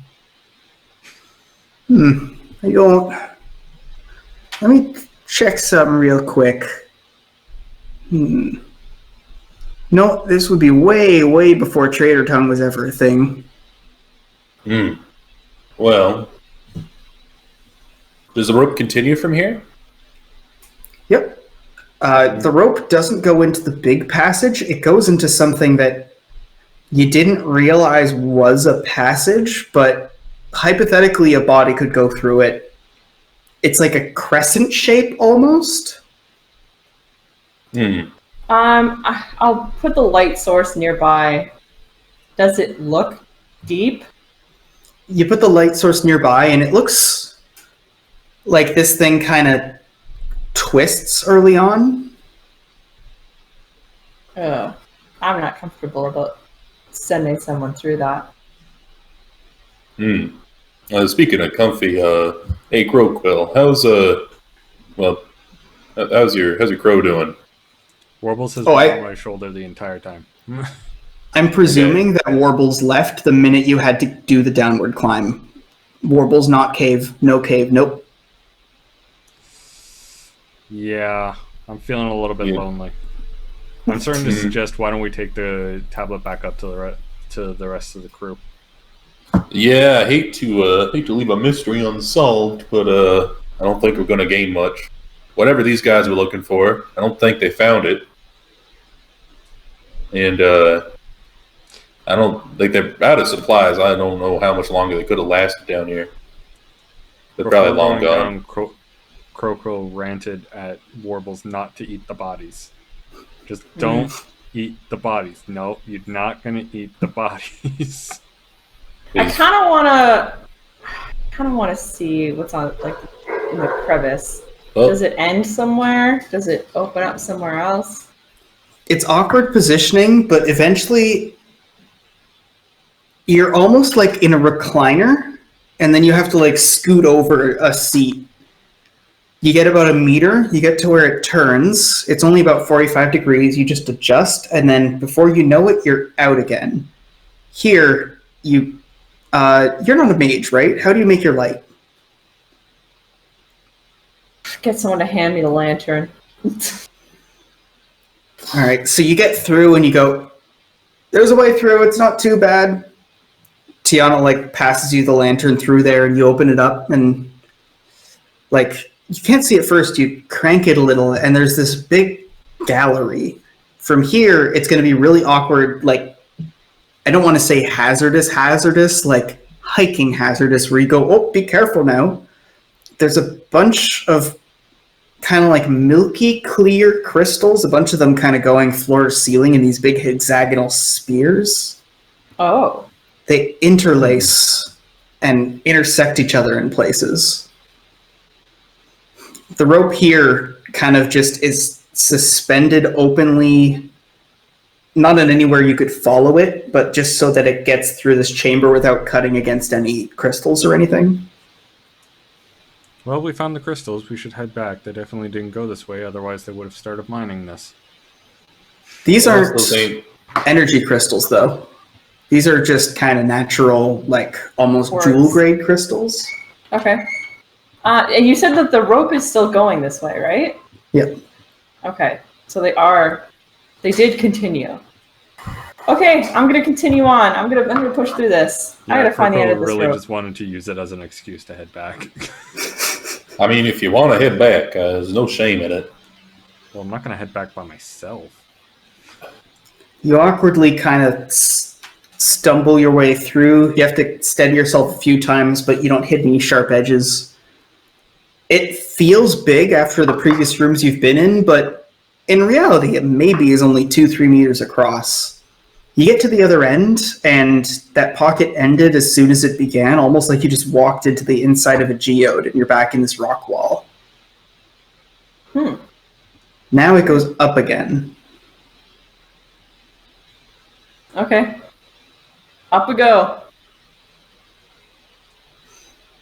All right, you clamber up just about 5 feet, and then you've reached you feel the top, and then this is just kind of the end. There's like you feel a dagger with a little note tied to it. I read the note. You have to climb down and take it out, and then when you unfurl it, you see this is like better quality paper, better quality handwriting, still like old, but it says like numbers crossed out sequentially. 102, 106, 117, 202, and then this one is 303, and you see it crossed out, and there's no further numbers on this page. It's rounded to space. 3 days? I grabbed the dagger. Is there anything else up there? No, not that you can tell. I don't think it's days. I don't know if you could bring 10,000 days supplies on a boat. No, 303 days. Could it be the pathways, selected choices that we've gone down? Well, Gosh, why? I don't know about. Did we find the end of the rope? Like the rope ended here? You've reached the end of the rope. Okay. And it's just there's nothing else. No corpses. No way to go. No nothing. well, I'm gonna take the dagger. I took the dagger already. Oh, I was gonna say, I want to test to see how sharp how tough these crystals are. Just do a little scratch test with the dagger. Ah, a little bit of Moe's hardness. Nice. Ah. Harder than steel. Hmm. It does strike you as a weak steel, though. Hmm. Okay. As expected of Redcoat. Always using weak steel. Yeah. Low So quality equipment.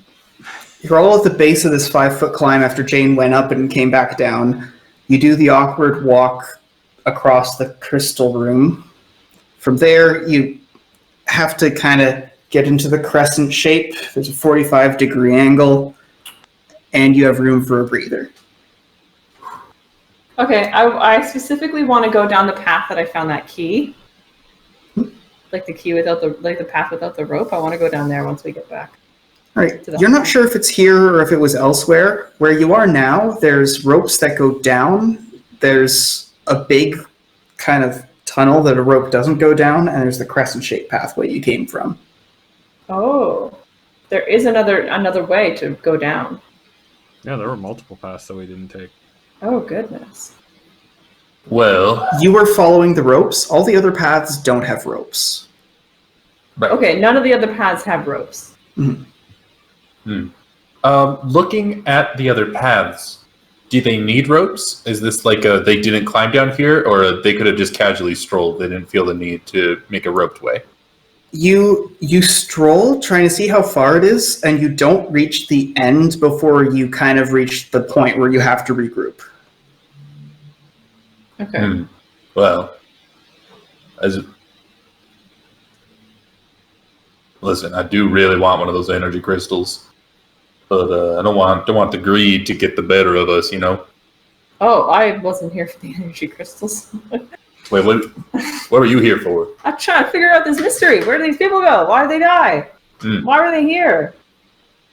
And I'm Suppose saying we head back curiosities. to see if someone can decipher this.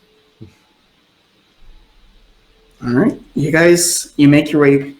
There's more of that downward climb. You have to go over, turn around, down, a little walk down, and you're back in the flat section. From there, you're not sure which of the pathways had the key in it. You think it's this one, and you follow it for a short way before it ends in kind of just like a little cul-de-sac around a thick central pillar. On the far side of the sort of cul-de-sac is a backpack, you see. It's been emptied. Like someone took everything out of this backpack, and there's just a really ratty backpack that you wouldn't want to wear yourself. Okay, I leave it.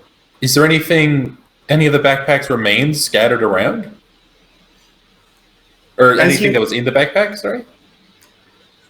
You think that there's crumbs, like from food, that you can shake out of here, but otherwise there's no residue. Okay. Well, This looks like a mining expedition gone wrong, but don't know how it could have gone this wrong this quick. I mean, unless the company running it was, real horrible with bad standards. And I want to go down the other path. Let's leave. There was 3 paths here. The path with the key, the path we went down with the rope, and then another path, right? actually, the path with the key was the one. Oh, the way I understood it was the one we were walking down. There was like a little offshoot of that path. And then we grabbed the key and went back to the main path. So this is the place where you went for the key offshoot. There were 2 offshoots, one of which had the key. You checked the key offshoot. The second one is shallow. You follow it just a little ways, and then this one also kind of just stubs at the end. It doesn't widen into a bulb or anything. It's just kind of it narrows and tapers and then wall. But like the rock itself, out of nowhere in the middle of this room, is like polished beyond. Actually, this is. Who's checking out this area? You guys are responsible adventurers. You've done crazy shit before. Like to keep in contact and communication and line of sight, stuff like that. Who's investigating this here specifically? Jane. Yeah, I was leading it. I wouldn't have gone by myself. Oh, you never go by yourself. Even when you're scouting, it's like It's Yeah. you and then person. Yeah. So you're at the edge and it's really smooth. You swap places, like you go back to, I'll say sun, and then sun, you move forward, and this is polished beyond what your tools should be able to do. And on top of this thing, like a little like pyramid tapering up with the top cut off, also polished, there's a little wooden stand, a really old wooden stand, and a ship in a bottle. Aliens. This don't seem right. This polished substance, is it the same stone, just polished Yep. to shine? Yep. Extreme heat could have done something like this, maybe, sort of glassified it. Does the wooden boat in the bottle look like one of the wooden boats outside? No. It doesn't have masts, oddly enough. It has these like tubes coming out the top that have like paint on them and stuff like that. Now that you look, you see a bunch of really tiny little windows, and this thing is like 10 times bigger than any ship could possibly be.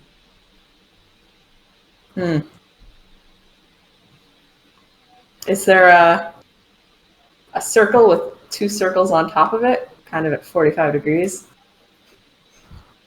A circle with 2 circles on top of it? Circle. Oh, no. A circle. Okay. You do see, you think it says carnival in Elvish? Carnival. Weird. So Should this we take room. it? Should we not take it? It looks like it's put here for a reason, so maybe we should just leave it alone. Well, now this pyramid, is that also made of the same rock? Yeah. Okay. I do an experimental tap with my hammer. Is the pyramid solid or hollow? The pyramid is solid. Like, it's almost as if like this was already a lump and then someone polished like a pyramid out of it. Like, this is the living rock just polished to shit into this stand of sorts. And the room itself, is it like a nice square, sort of even human room, or is it still like cave dimensions and kind of awkward?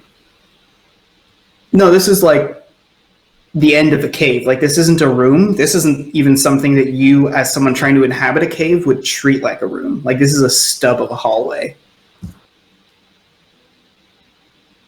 I'm going to take the boat and the ship. So All right. the ship and the bottle. I'm going to take it. You head back to where the rope is and you follow it a little ways. There's a short climb, and then you have to go straight, duck under something. There's a bigger climb. You're in another flat section, and then from here, there's 2 ways upward that both have ropes. Okay, this is the initial up or down situation. Yeah, Okay, you I'm get- gonna go down. I'm gonna go up the path that's not out. You climb 10, 15, a whole 20 feet, and then it's almost like there's a little lip you have to get over, and then you climb back down another 10, and then as you step down, it's like stepping on metal plating, like pong. You put Okay. down your other foot, pong, pong, pong. What does the floor look like? It's really angled, like it's almost at like a 30-degree angle, but it's like a metal grating that's held down on something. As you look around with the lantern, this is like almost a downward hallway with like weird, like cylindrical, heavy, almost like bank vault doors coming out. Oh, can I open one? Yeah, you go and it's just like a bank vault, a circle thing. You go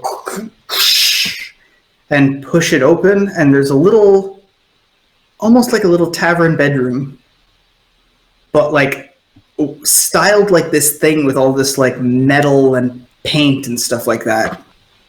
Is there anything in it? You look through, there's nothing under the covers or anything. They're really high quality, but extremely old. There's no other belongings in this room. It's almost like it's prepped for an occupant that isn't you. Okay, I leave everything the way it was and close the door and go to the next door. Hey, Jane, can I see that key for a second? Yeah? I want to take that key and then compare it to the lock on one of these doors. It is a completely different make. It's not the same type of metal at all. It's not artistically the same style. And when comparing it to this metal, the key that you have is distinctively something probably made in the last 100 years. This metal is pre-apocalypse. Well, Oh. I'm going to say it. I was dead wrong. What were you wrong about? Oh, this old cave being nothing. You're starting to get hungry. Yeah, how much time has passed? Probably should head out. We should definitely head I gotta out. check all these doors. I check the next door. I ignore the hunger. So after checking the first one, you check the second, and it's a mirror. Third, fourth, more. Fifth, sixth, same thing. There's probably another 12 rooms you'd pass until it looks like there's a downward ladder. Hey, Gene, I don't want to... Listen, there might be people living here. We don't know what this is. Okay, you're right. I'll leave. I don't want to... I mean, we could come back and explore. Just, maybe wandering around, open up our doors at random isn't the best way to... Okay, let's leave. You've convinced me. You guys turn around, you head sort of up, and then down, down, down, down, and then back the other up way and come back out the mouth. It's a little bit before lunch. You've only been gone a few hours. Okay. I'm petting Cool. Warbles. I Warble show seems everybody happy the enough to see tablet. you. I don't know if anybody knows Westron. Maybe they can infer what it says. You pass it back and forth, and nobody really seems to know. Bilgy seems to have the best idea, or at least he seems the most confident in his idea. He goes, this is well, if it's a clay tablet out here, it might be the old red wine sea folk. Okay. What were they like? What do I look like, a historian? Shrugs. Okay. Now, those rooms, they didn't have any, windows or anything. Nope. Oh, let's go have lunch. All right. You guys head back to the ship and get yourselves just some lunch provisions, and kind of decide. Anyone Are you guys talking gonna about go the back cool in? Boat? Anyone talking about the cool boat? No one wants to talk about the cool boat that we found. No Yeah, one wants to so talk about the okay, ship in the bottle. I'll show everybody the ship in the bottle. See what they say. Yeah, well, at minimum, now they're out in the light, I'm describing it to Groquell. It's almost like it's a hypothetical boat. Like, this shouldn't exist. It's this huge, long thing. There's no sail. There's these big tubes coming out of it. Sure enough, yeah, Old Elvish, it says Carnival on one of the sides. No, I've heard that if you get a big cylinder spinning fast enough, you can kind of generate some wind flow around it. But even that, I don't know if those things there are gonna even big enough to power something this size. The wind flow would just go up though. No, you get like a tube. Yeah. Tube spins, Tube spins. and then that sort of interacts with the air and provides thrust. You're angling it, and sure enough, there is that turbine you speak of right there. Cool. New boat design, maybe? The amount of power this thing would take would be astronomical, to put it bluntly. You and Ken and Yi are both just transfixed with this model. I'm going to leave this until next session. Okie dokie. So if you guys want to check this out on YouTube, it's at youtube.com/Mr. Croden. At Twitch, it's at twitch.tv/Mr. Croden. The last playable version of this rule set is available at bloodwine.fan.com. We aren't doing New Vegas, I believe, because there's other stuff going on this weekend. Yeah, I got family coming down this weekend, so I won't be able to do New Vegas. But I will Any be other doing a stuff? stream tomorrow. Ooh, I'm tomorrow's doing a stream in VR, and I'm going to be playing Phantasmphobia with some friends. Nice. Nice. My friends are all absolute babies because they refuse to play it in VR because they say it's too scary. But I tell them that they are big babies, and me, big strong man, not afraid no ghost. Mm-hmm. You big strong man. So that's always fun. It's always fun to do. So You really don't get too sucked into it. You really have to de-immerse yourself. I find it very hard to get immersed into horror games. Well, yeah, there you go. You just have to pretend you're Steve Irwin, being like, "Oh, there's a butte." That's my Yeah, best so Steve Irwin. we're going to be doing some ghost hunting. I'm going to be in VR. It's going to be great. My buddy screams at the top of his lungs whenever he gets the most slight scare. Are you friends with Markiplier? Basically. He's Wow. like Markiplier if Markiplier didn't need to try to get scared. Oh, Like if Markiplier wasn't Markiplier- hyping up his like fear for the camera, Listen. that would be my buddy. No, I'm not trying to badmouth our closest competitor. I'm just saying that. The two of us neck and neck. Oh yeah, it's so close between them. Is there a Mass Effect Monday? Yes, as always, there is going to be the Mass Effect Monday where I'm continuing the Cruelest run, and it's going to be beautiful. We're going to be punishing more people with my very existence. So That could mean so many things. yes, it Oh, can. it's the cruelest run. It is the cruelest run. I am mean to everyone. I am a horrible human being. My very existence punishes everybody. Just And if I by remember walking correctly, around.